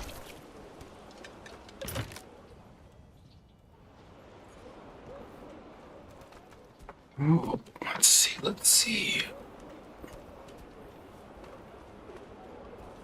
What else we got? What the fuck? Dang, we got a lot of wool. Can we sell any of that? We can.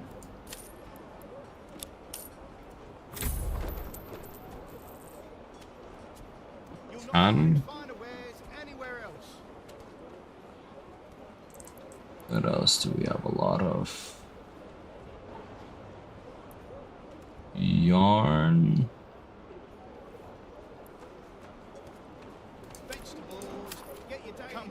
Let's not trade any more charcoal.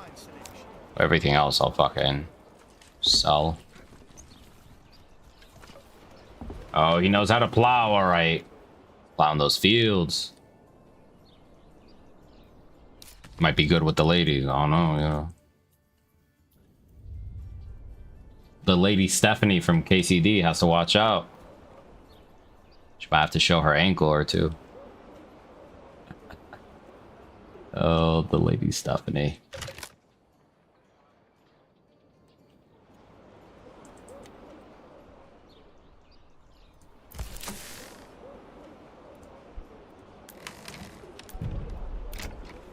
Let me see. Can I get a woodcutter? Where's this other logistics? Wood cart. Let's see. Woodcutter's Lodge.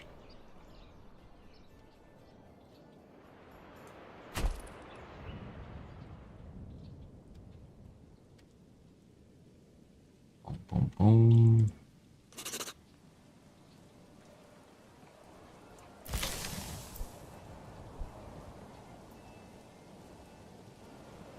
Let's see.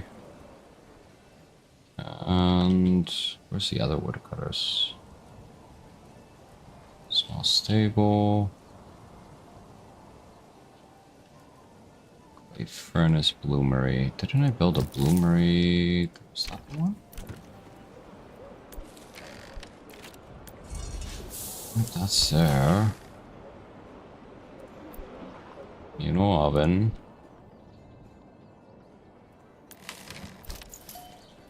Trade. No trade.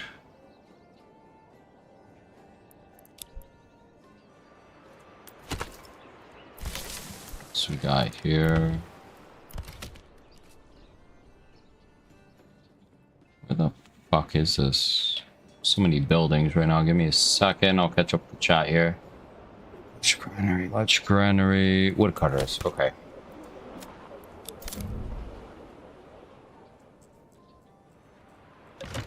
Let's do this. Let's go on this side. And then the forester's hut.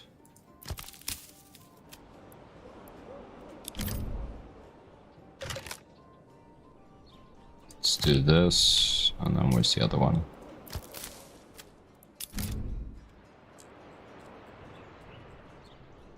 Let's do this here. Welcome in, Longstocking. Yes, it is Manor. Thank you so much, Shots, for answering for us. Thank you, thank you, thank you, thank you. Yeah, we're just trying to make sure logistically we have enough wood and such coming in. Because as winter approaches, you use double the amount of firewood. So this 3 months is probably going to go to a month and a half. If I am not careful here. Let's get this.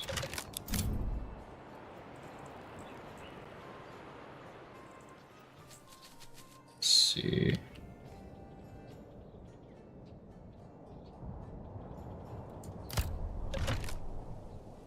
Go.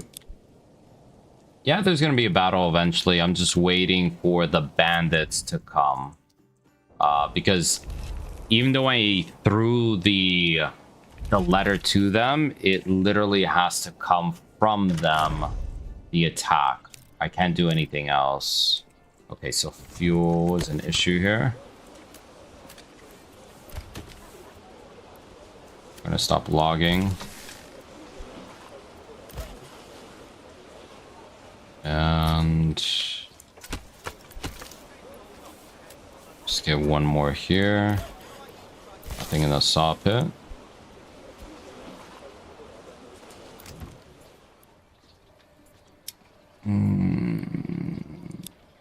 Let's build this. Can we build level 2 yet? Oh dang. I thought we... Oh shit, I never built that.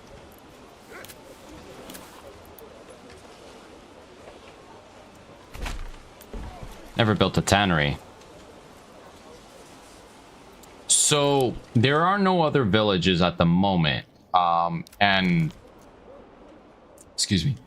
Usually early on, there'll be a few tents, a little tent emblem in different regions, which are bandits.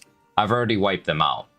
So until I get attacked by the bandits, I won't have enough influence because I only have 1.1k influence to take this last region of Holstenstein. Because I need 2k influence to engage with a war with the Baron. So once the bandits attack us, we'll get another, I think, 1.5k in influence. Then we'll have enough to then send the army to take this last region here.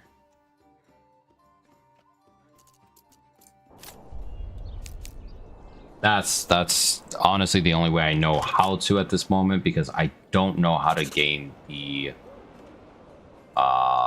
king's favor, to be completely honest.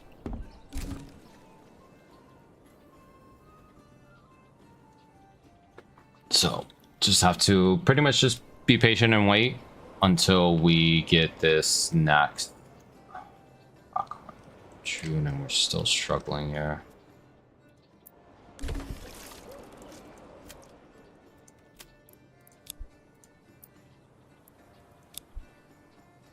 Okay, so it is going up a little bit. Slowly, slowly, slowly.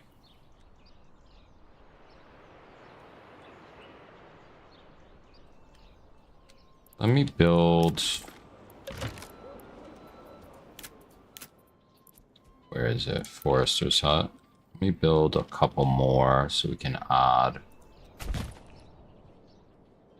more trees in the general area, because I have 15 families that are not working right now. So, and also eventually he will, from what I've read, he will have other NPC or AI towns later.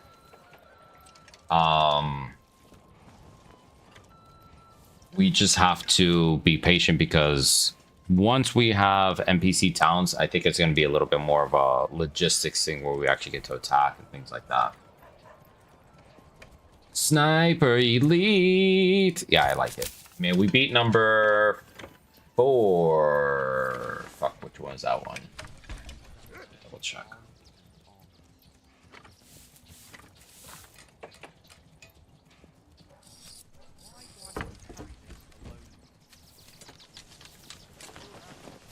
Where did Sniper Elite 4 take place in? Was it France? Oh, Italia. It was the Italian front. I've been on the Italy side. Yeah, that one was fucking fun. I'm super like that. And I think what 3 was Africa. Thank you so much for the GGs and the rose. Thank you, thank you, thank you. I just saw it up there.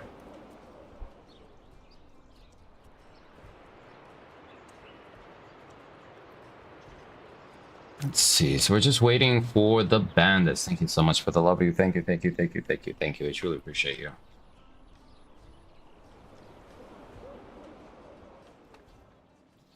What are you up to, Shots? What are you doing over there? Alright, Forester's Hut are finished. So let's add the family there.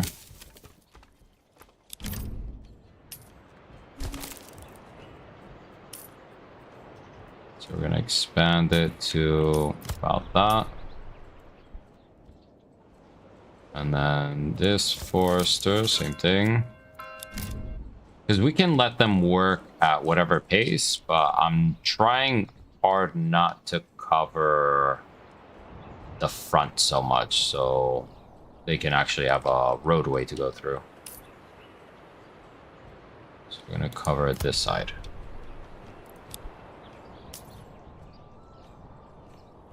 Yeah, absolutely. I mean, to me, I could easily, not in a condescending way, I could easily just play privately, but I've enjoyed streaming. I've done it for heavily on TikTok for the last year. Twitch, I've been on there for about 2 years now, heavily, and I enjoy gaming. I enjoy interacting with my viewers. I mean, you guys make the stream for me, because if not, I'd just be sitting here, not silent, but talking to the abyss. That is the interwebs, just commentating. And plus, I love to bring so many different titles, whether it's Total War, this, War Thunder, Squad, Hell Let Loose. I mean, our Steam library alone is over 300 games, and it's just, it keeps fucking growing. So, I'm so backlogged in games. I sometimes just keep going back to either similar games or doing campaigns and other ones, and just need to finish. Like Witcher 3, I need to finish that shit. This is Manor Lord Science Man. One and the same. How you doing? How you doing? We're just waiting for these bandits to attack us, because we're very close to... what the fuck do you call it? Taking the last region from the Baron. And we have quite a big army at this point. Yes, I have played Insurgency Sandstorm. It's been a while, but it's great, great fucking shooter game. Call in an airstrike! Imagine a fucking A-10 just laying waste to this whole fucking place. Probably would. Yeah, it's a great game. I've played that. Oh god, what's that one? Rising. It's the Vietnam one. Storm Rising, I believe.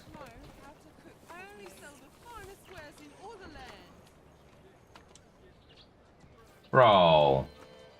You know it's not fucking necessary. Like, what the fuck? Like, thank you, shots. Like, I don't even know what the other one is for right now, but thank you. Rising Storm. Yes, Rising Storm Vietnam. Bro, thank you. Like, thank you, shots. Thank you, thank you, thank you, thank you, thank you. Shots just gifted us, you specifically read it. Sniper Elite Resistance for PC. Thank you, thank you, thank you, thank you, thank you, thank you, thank you. Thank you. Thank you. You played any? Yeah, I played Paradox games. I played a little bit of Stellaris, like only a handful of hours. I've played Crusader Kings 2. I played Crusader Kings 3. Give me the word. Bird is the word. Yeah, Rising Storm Vietnam is fun. I fucking play the shit out of that. I can't remember exactly, like, from release when I picked it up and actually played it, but Rising Front with the whole map and how you have the different eras and you move to different regions is very fun. Thank you so much for the follow there. Sports TikTok Live, been trying to do that. Oh, I mean, there is a way. There is a way you can do it. It just, you would need to have,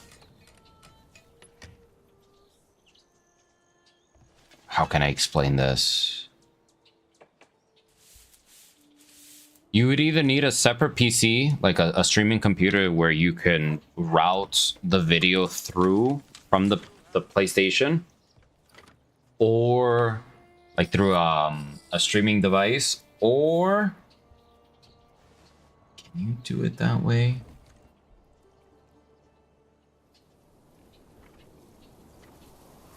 I don't think you can do it though. I think you can mirror that. There's a way that you can mirror certain things, but I don't think you can project from TV to phone. I think it's the only other way around where you can project phone to TV. Yeah, that's why I'm taking the broadcasting option. I just cannot remember because I rarely do it these days that way, where you can almost screen mirror what you're doing. And that's kind of a loophole where if you don't have a certain amount to get live access for studio, and that's how I used to do it.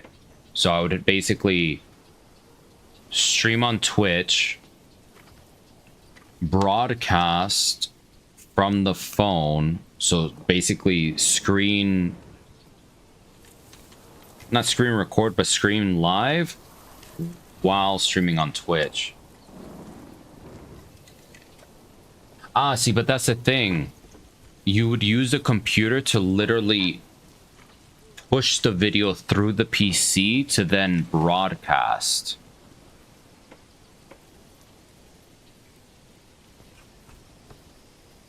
Let me look at it more when I log off.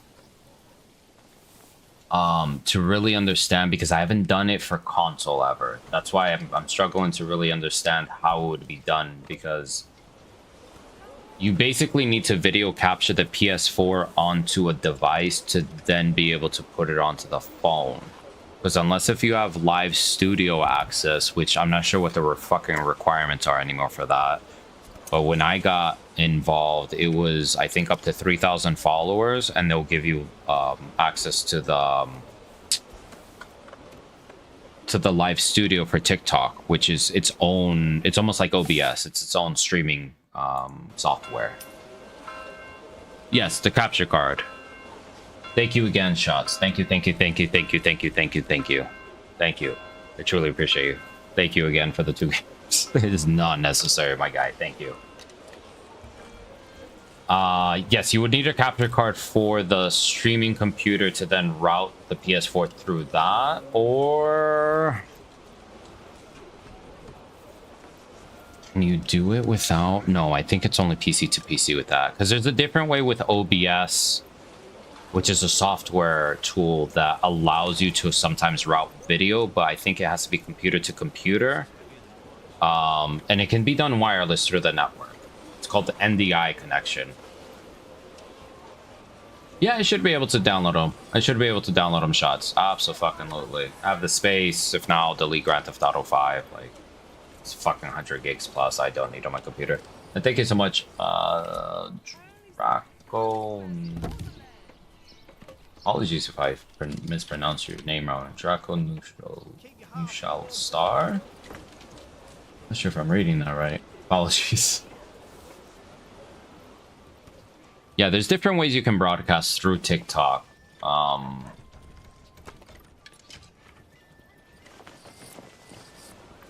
Console capture part. Yep. Exactly. That's exactly what I was thinking. If not, honestly, you can go like little cheapish. You could literally just go live with your phone, facing your whatever monitor you play on, and you may not get the best sound quality or the best, you know, video, but at least it's a start.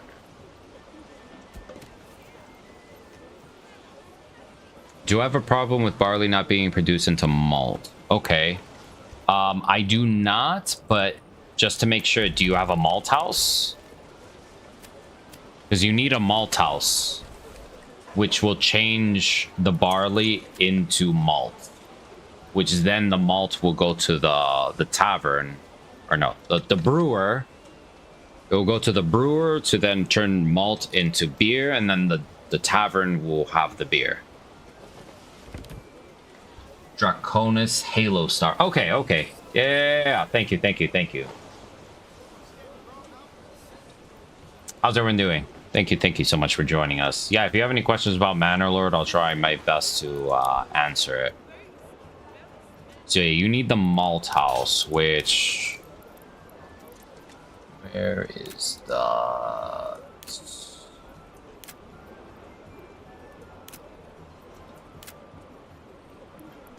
The malt house is under the industry tab. So you need the malt house. Workers refine barley into malt. And then from there, we have one of the backyards turned into a brewery, which then turns malt into ale. And then, as we said, the ale will go to the tavern. Small little details. Small little details here. Increase the taxes to 10% because I'm obscenely in debt right now. For the kid, to the king. Fuck him. All his kingliness. A little low on food and fuel between the two villages.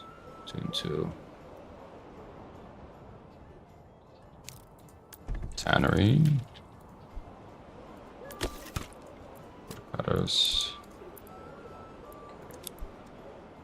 Truly appreciate everyone. All right, let's get back to this. Yeah, we're at 700 people in our population, 726 specifically.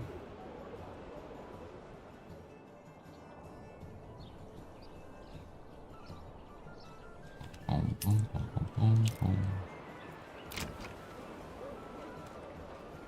right, so food and tavern supply both are not met right now. Come on. Let's see what else we got here.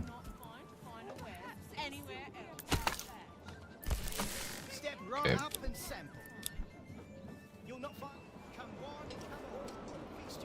Decent amount of stuff coming in. All right, it's probably going to be one of our bigger wheat productions on this one.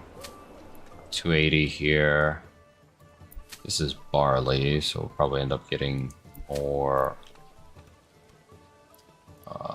booze.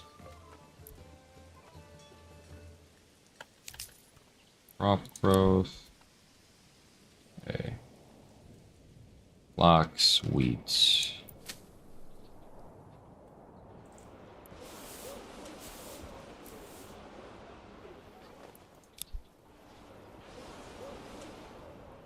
Okay, they're plowing the shit out of that field.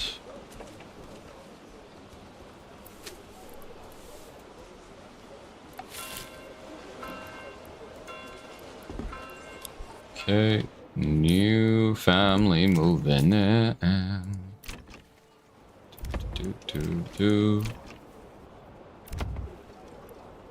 Oh, we can upgrade this to level 2.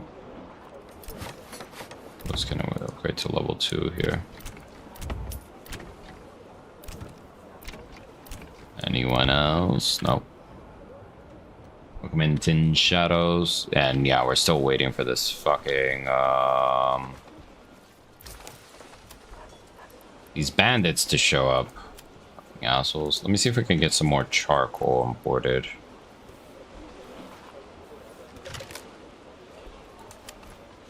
Or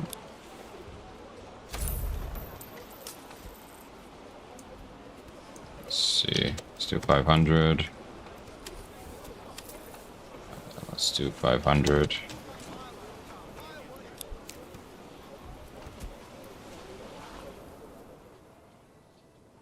Need more peeps.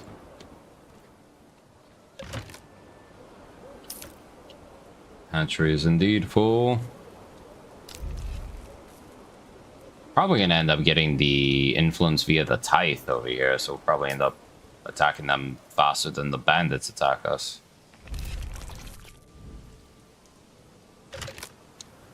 Let's see if we can even raise any other fucking units here. No, the Baron has everyone.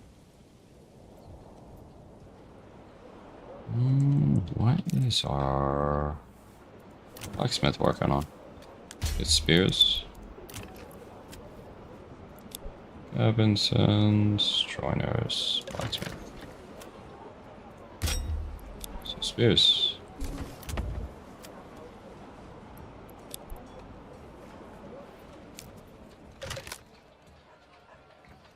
Entries, foo. And let's actually import stone.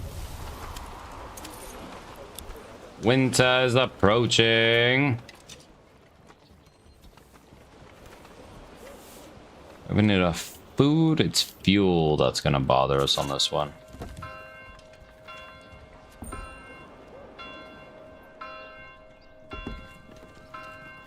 Let's see.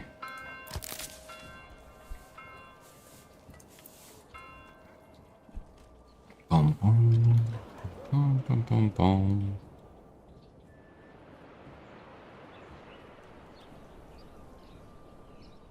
And let's see.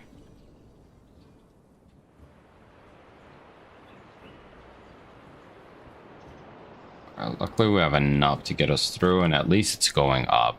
That's my biggest concern. Fuck.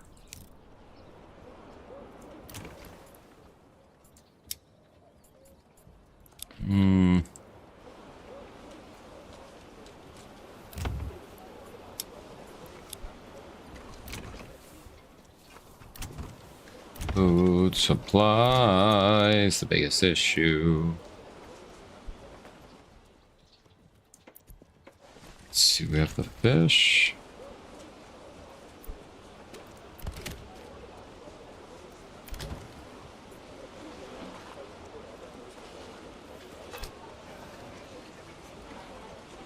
Food variety.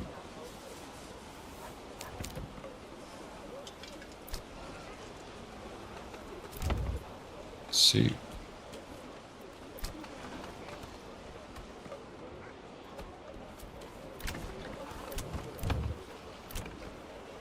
Come on.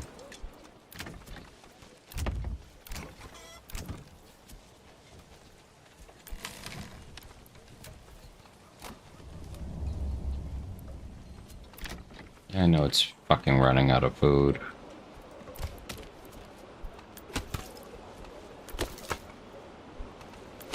Let's get this.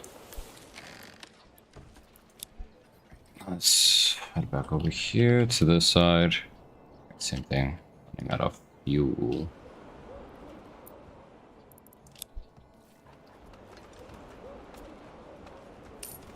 This is going up. Okay, there we go.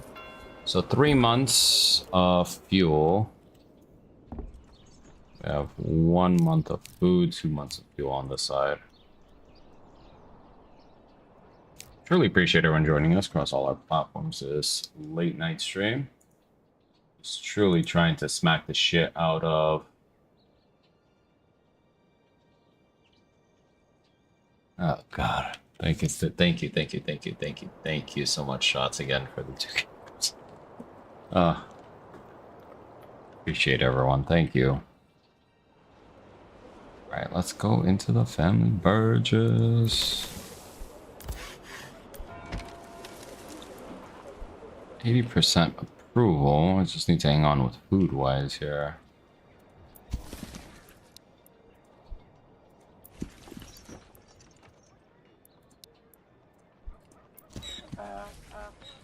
So let me see. Let's pause this trade between our towns.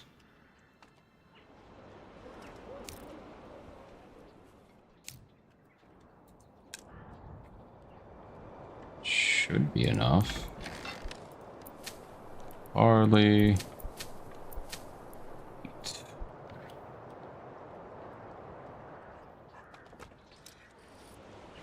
Bum bum bum bum bum bum.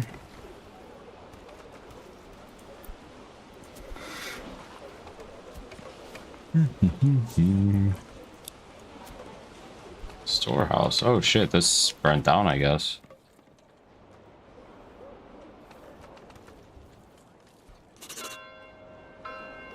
Yeah, 1.8. Oh. So it's probably going to be a summer battle on this one. Just because of the amount of influence that we're waiting for here. Really appreciate everyone's patience.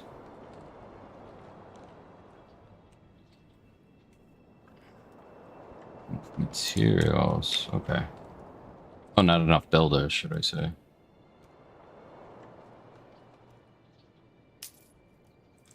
Okay.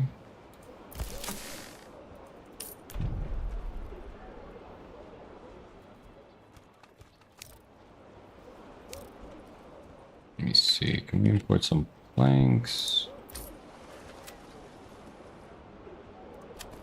Trade.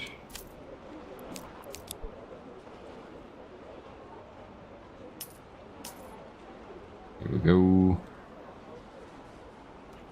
Let's see.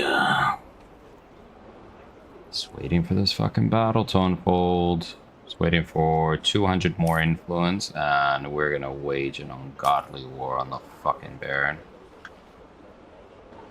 Go from there. Let's see how we do here.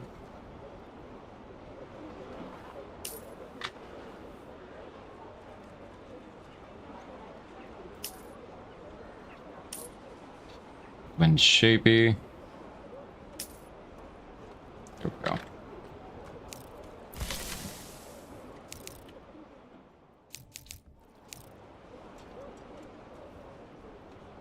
Boom, boom, boom, boom, boom.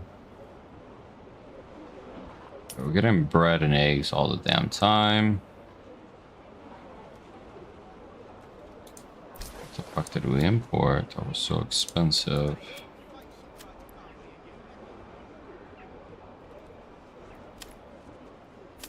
Trade on that. No trade on that.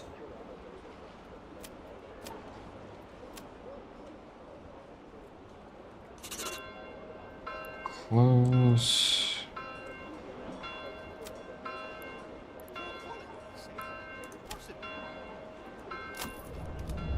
Export shields.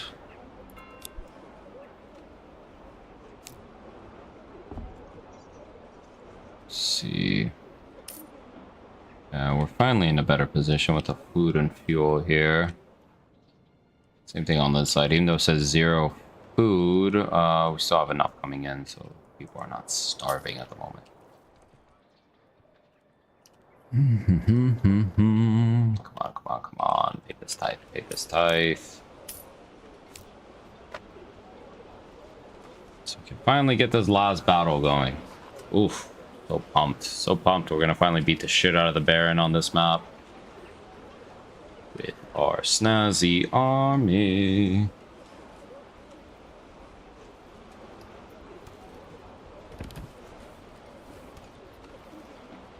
Six planks.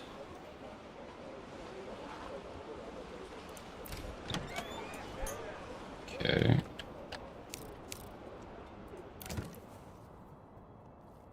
Food is the one thing I'm struggling with here.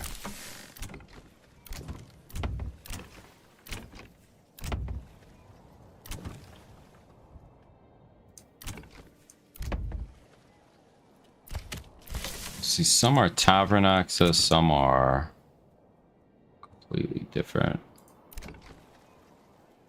That's food. Literally trying to get a granary upgrade here. It's gonna cost us 12 planks. Haven't been able to get enough yet.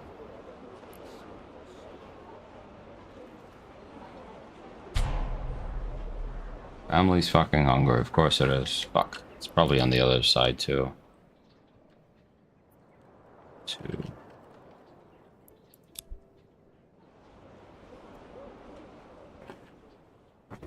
Shit.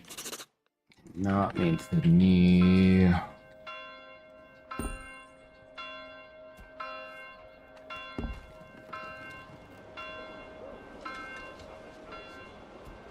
Fucking great.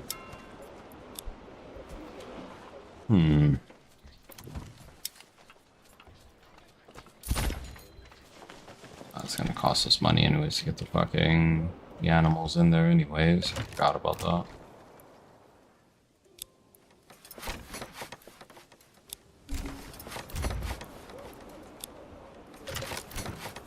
Okay. Start taxing on this side. 6 months. Here we go.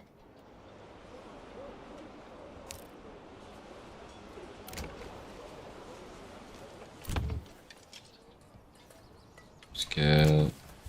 Oh. About this side. Nope.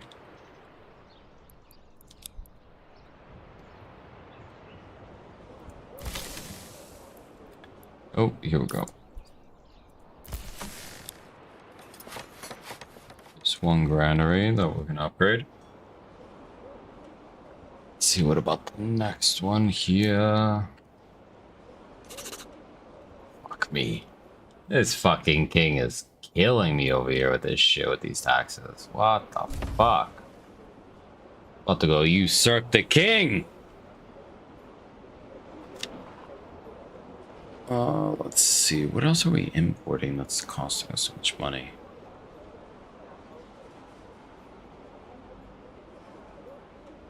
We're literally trying to sell almost every single commodity that we have. Yay!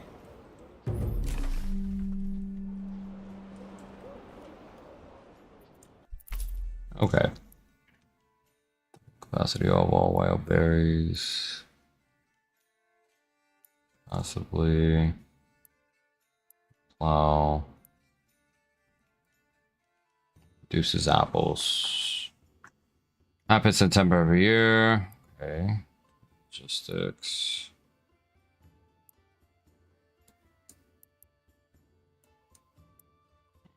Beekeeping.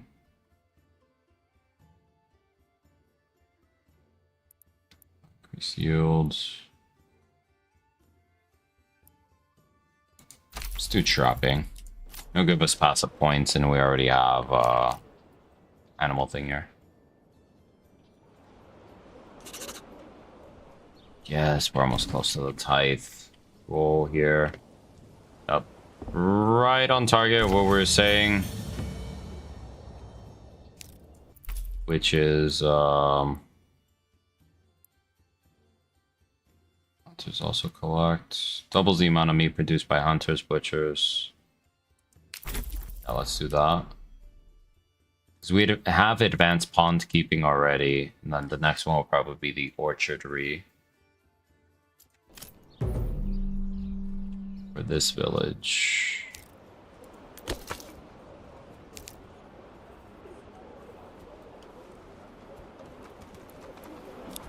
There we go.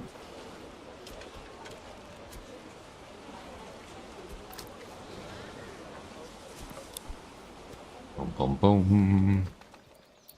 Summer's coming soon, and soon the beating sun. Summer is coming soon.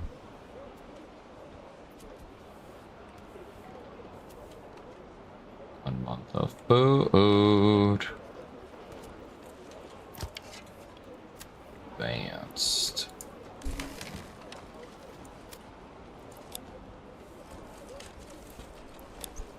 Construction on the storehouse or the tannery.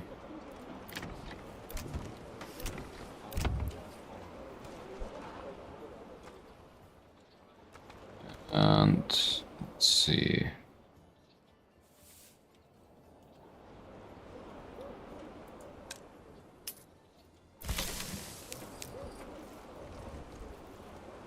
Oh shit, we don't have enough stone. That's the issue.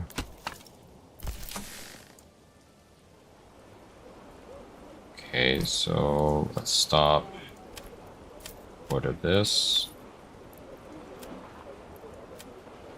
What's we got here? Summer's coming soon, and soon the beating sun. We're literally exporting everything else. We're still running into a negative on trade. Come on, give me this last set of influence. Oh, I just want to beat the shit out of the Baron at this point. Take me close to 9 hours to get to this area. Additionally of whatever we dumped into the overall.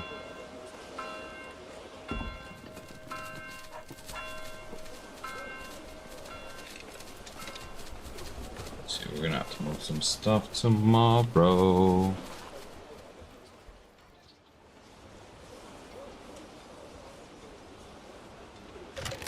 Let's see.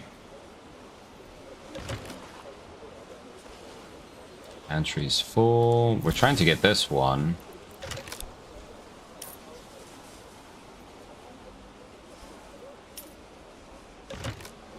Full. Blacksmith. Do tools. Do tools. And let's see, logistic. Yeah, we still have a lot of fucking iron parts. Come on, come on, come on.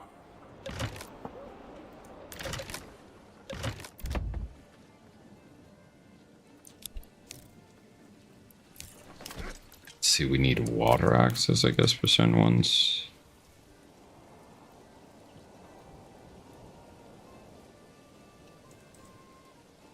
Shit.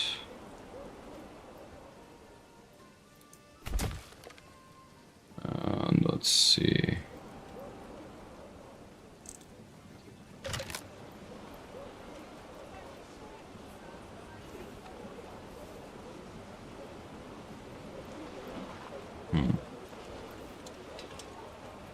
Let's put this well here. Let's put this one here. And then we'll increase all three of the wells' capacity.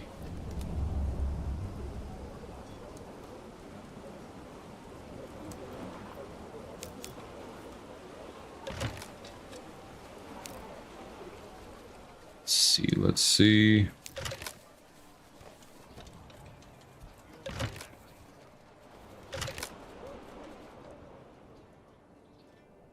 To, yep.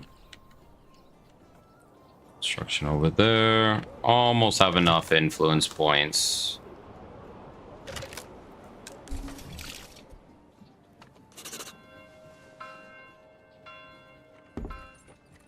It's not there to 2,000.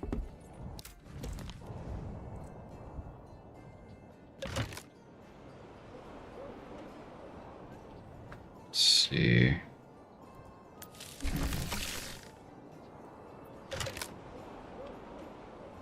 Boom, boom, boom, boom, boom, boom, boom, boom, boom, boom, boom, boom, boom. All right, let's see. Come on, come on, come on. Give me the 2,000 influence so we can beat the Baron's ass already.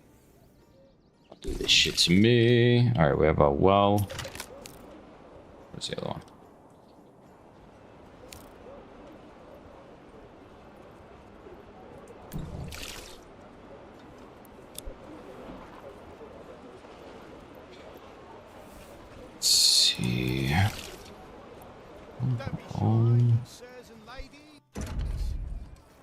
Let's actually try and put another one down. Where the fuck did I put it? Oh, right here. Yeah, I need to Get more stone. Let's see, let's see.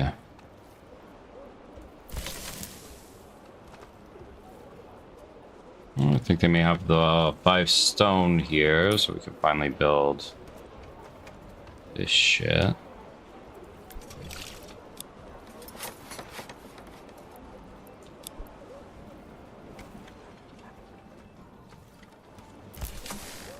Let's build this.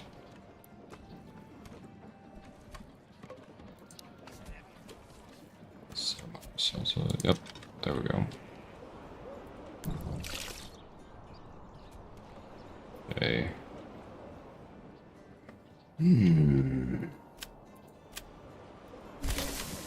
Right, would do well over there. Large granary. There we go. We got this shit finally. Okay.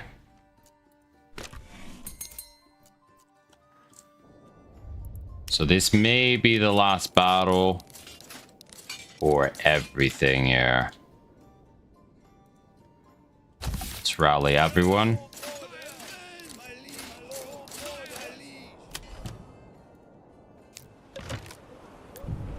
Let's see, open castle builder.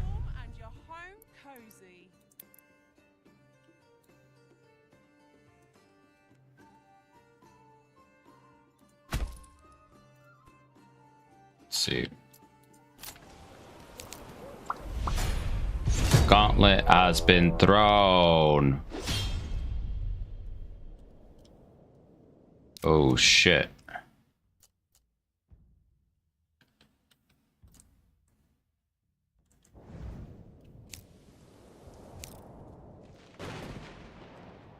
Okay.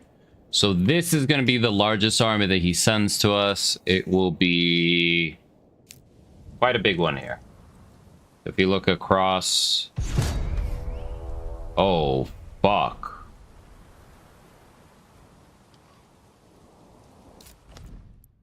Oh, shit.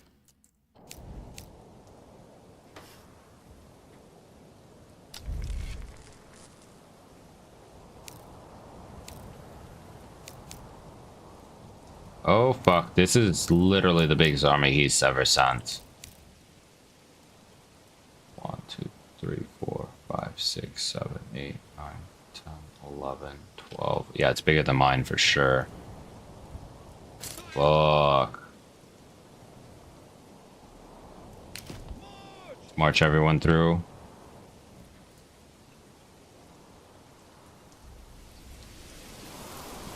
Let's fucking go, gentlemen!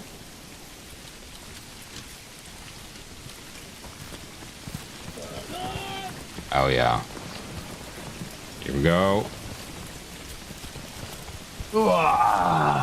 Hopefully this will be our last battle. But let's make it an epic one.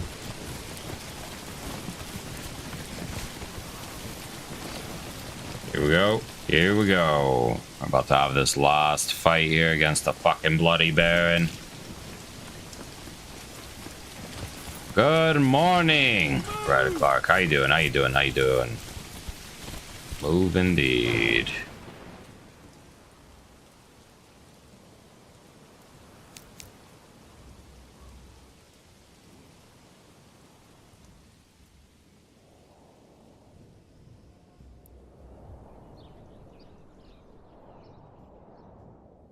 Holy shit.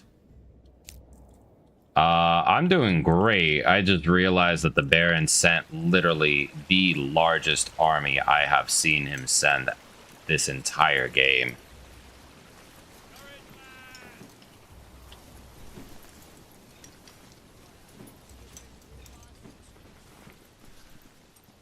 So we're gonna see how we do against this.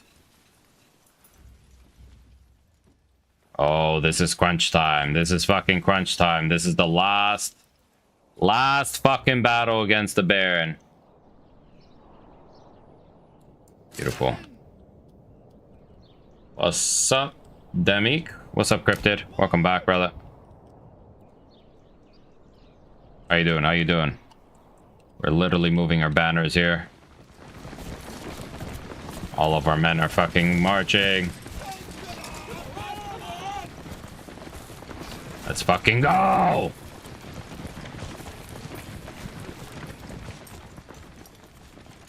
Yep. This will be for the last region. We are about to fight him out for it. Hoffenstein. That's why his army's so fucking big.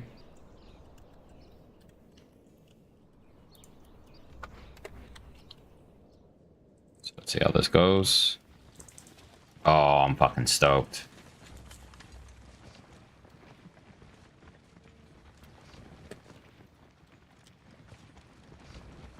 Look at this shit. Ooh, we're gonna fuck him up.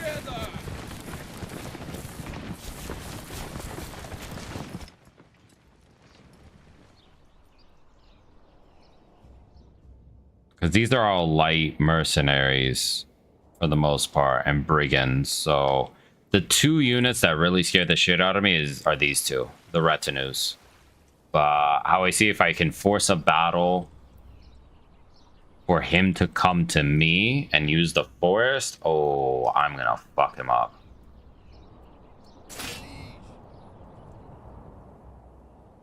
So let me see. Yeah.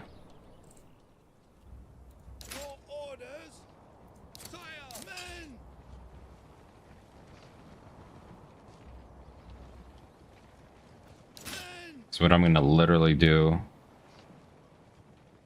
thin line this.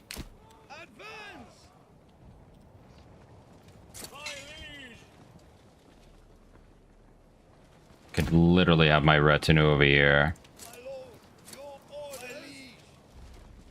And then these three here. Because all I need is for him to get triggered to come my way. That's it. But we're about to try and fight the Bloody Baron here.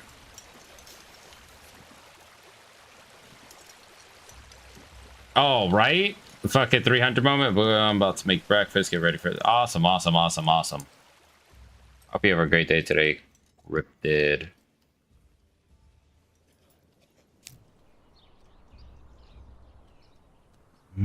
Excuse me.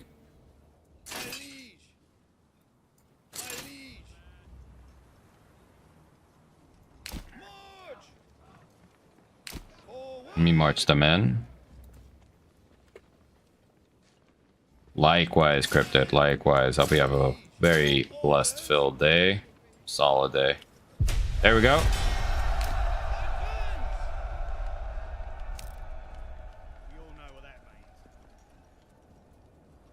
So this is what we're gonna do. We're gonna pull back right here. We're gonna set up the archers right on the roadway. We're gonna have our retinue on this side. And we're gonna have these guys as a side force too. So we're gonna do balanced.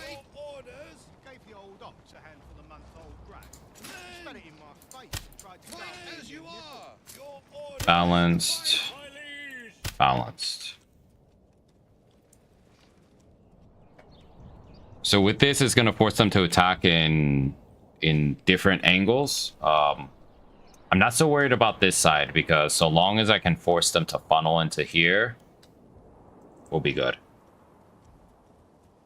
Yeah, the village is like, what the fuck's going on over there? And actually, see the terrain. Let's actually shift everything this way.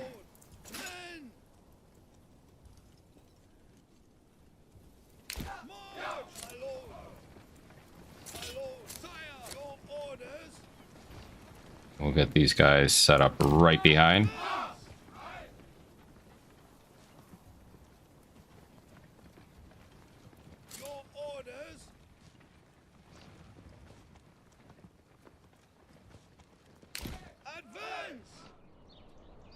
Okay. So long as they come at me as like this waved attack, I'm gonna fuck them up. That's all I gotta say.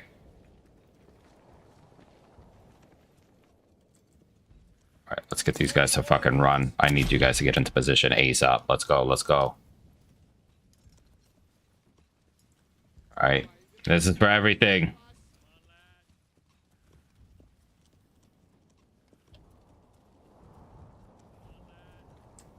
They're about to start opening fire.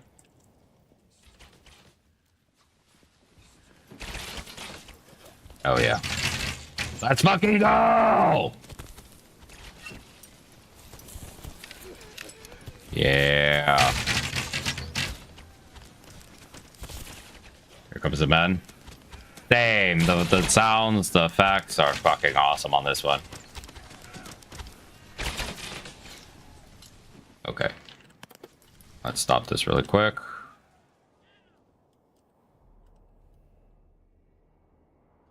Okay, let's see. You know what?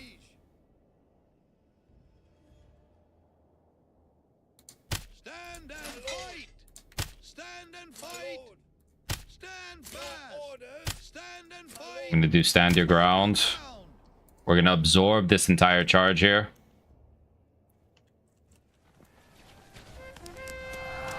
Oh yeah. Bring it! Alright.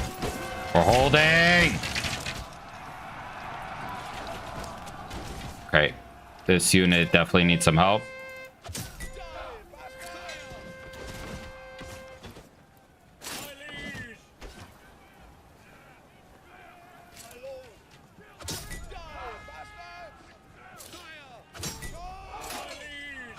Let's get these guys here. Side charge them. Yes.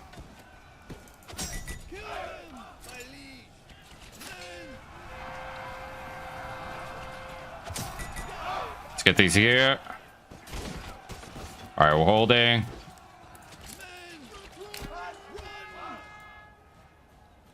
Fuck, fuck, fuck, fuck, fuck.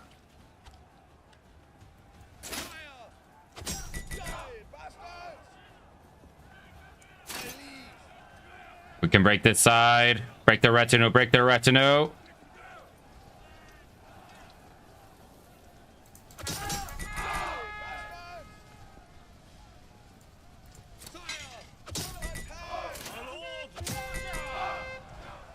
Here we go. Got his ass.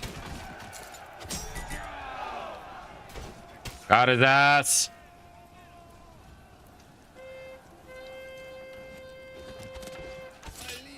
Pull back.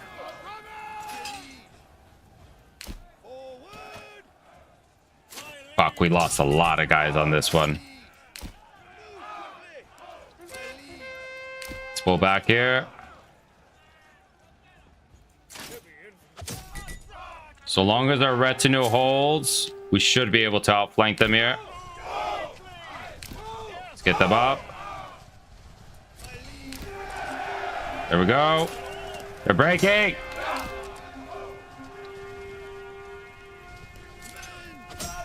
Continue the charge here. Yeah, fuck off. Fuck off, you fucking piece of shit. Charge!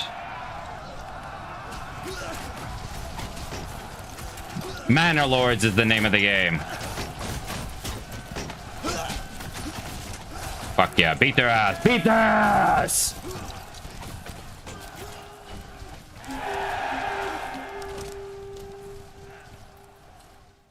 Okay. Charge these fucking guys down. Charge these guys down. We lost a lot of guys on this fight, but it was well worth it because now we're about to whoop their ass. Thank you, Kratos. Charge their ass. Charge their ass! Oh, yeah.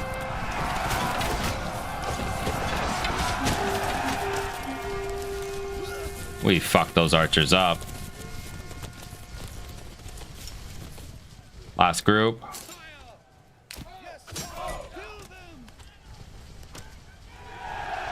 They're getting charged from all sides here. Yeah. What else we got? Yeah. Now we lost 3 fucking units on that battle, but we were outnumbered 12 units to 8. So to me it was a fucking good exchange, considering that we won. We won. We took a massive hit on overall fucking losses, but you see what the fuck does he want? My claims are non-negotiable.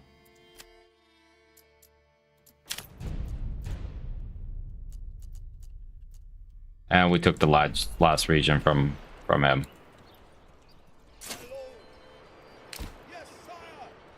Yes, Manor Lords is the game. Yeah, he ain't getting shit. Fuck him. Oh, we whooped their ass. That flanking maneuver with the retinue here really helped us. I've had the helmet, Lizard King.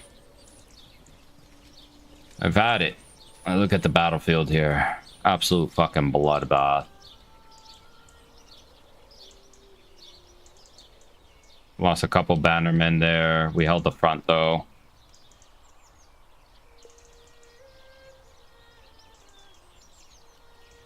Yep. Oh shit, one of our guys is down there. Fuck. Terrible biz. Let me see what angle. This is a good angle right here.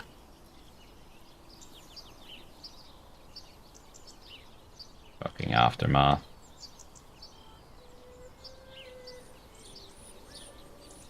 Let's go see our army. How you doing, Tyrant Lizard King? How's everything? How's everything? Welcome, welcome, welcome. Truly appreciate everyone joining us. It's the remainder of our army here. And let's disband.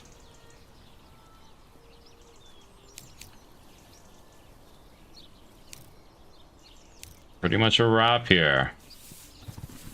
Pretty much a wrap. Truly appreciate everyone joining us across all our platforms once again.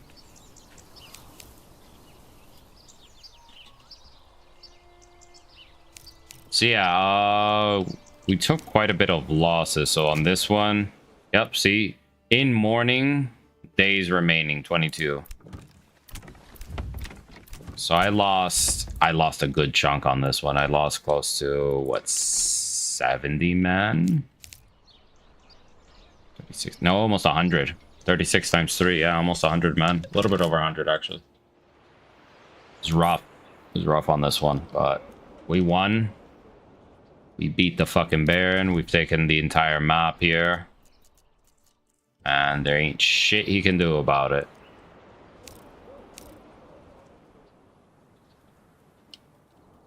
So, truly an awesome fucking fight there, to be honest.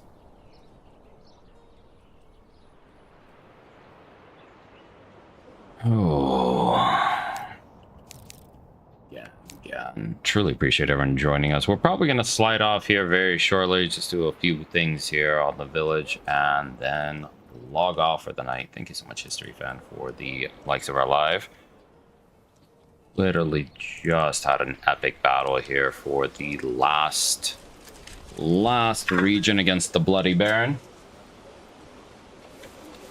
We'll probably be back sometime during the day with some Kingdom Come Deliverance 1 in anticipation for number 2. So for those who want to check us out tomorrow, highly recommend it if you guys have any questions about KCD or even any other games. But do expect a bombardment of content for upcoming KCD 2, as we did a late night stream the other night with Red Dead, and we watched quite a bit of videos with anticipation of what's coming out. So let us actually wrap up the stream here. We're gonna actually look at just one more video for KCD in anticipation, and we may work on this village a little bit more here at some point.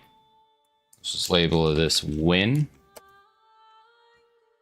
Simply because we did beat the fuck out of the Baron. I'm genuinely curious to see how many hours it took us on this one. So let's quit here. And let's go to our Steam library. Beautiful. Look at all the screenshots. Now, yeah, we've had 10 weeks total. We've played close to 70 hours of Manor Lord. So between two villages, it's pretty much it. And let us check out KCD2 really quick. Oof, so excited. Let's check out the CGI trailer because it's actually pretty funny, to be honest. And from here, we'll slide off for the evening and be back tomorrow.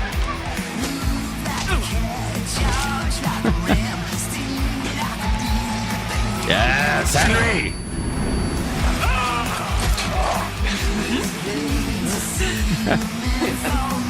Yeah, it's a CGI trailer. Yeah.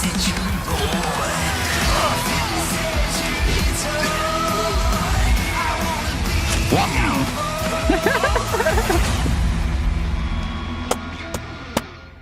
I'm so fucking excited for this game. Oh my god. Let's play the main trailer. And we'll get ready to do an outgoing raid here. Plans of men don't always come to fruition. Man proposes, but God disposes. Facts. And then boots you right in the balls. That's about right. These two young fellas, I need to find them. One's a smart-ass smith. And Yes. the other's a blue-blooded fledgling. You behave like a spoilt brat. Spoil brat. Gentlemen, praise be to our Lord Jesus Christ. Jesus Christ. Our Father, there are many sinners in Facts. this world. You're gonna be lifting some legs, you know, looking at those angles. For what we should have done, but lacked the courage to do. Facts. The last time I ran away, I lost everything. I'm never gonna run from that fucker again. Kiss our Arses. God, is this retribution for my sins?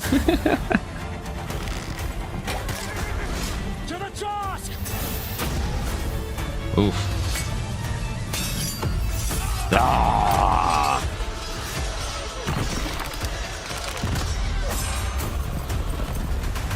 Come on. So fucking excited. That will have mutt, cool ass combos, black powder. Fucking go, baby! Ah! So fucking excited. Very peak, very peak. Alright, let's do an outgoing raid here. Since it is, yeah, it's 4 fucking in the morning for us, so I want to actually try and get some rest. Yeah, let's do an outgoing raid with Ruby. She's a great, great, great chivalry player from Australia. Super entertaining too. Wonder if he gets his sword back. It does hint to that. It does hint to that. I was looking at some of the trailers and it does show that you do acquire the sword at one point or another. Just not sure when. Not sure when. We'll see. So I think it'll be pretty cool, that with the blacksmithing as well. I mean, it's just going to be a fucking awesome title. Welcome back, Lala. Huh? Yeah, it was a good sword. Indeed, indeed. Indeed, indeed. All right, let's do this outgoing raid on the Twitch side, and we'll be back with KCD1 tomorrow. Most likely, we're going to do a stream later in the evening. Just really depends if we're going to leave Tuesday. So, yes, everyone else have a great, great, great day. Truly, truly hope you guys are safe. Have a blessed one, and we'll be back live tomorrow because I want to get some fucking sleep now. Thank you so much, Cryptid, Red Clark, Lala, Adrian, Wandering Whistler, Paranormal Brian, the Brenda Nasher, fuck, A10, Shots. Thank you again so much for the games. You as well, Raz. Truly, truly appreciate you. Thank you, thank you, thank you. Ghoul. Who else joined us tonight? Reaper. All the usual suspects, it seems. Take it easy. We'll be live tomorrow.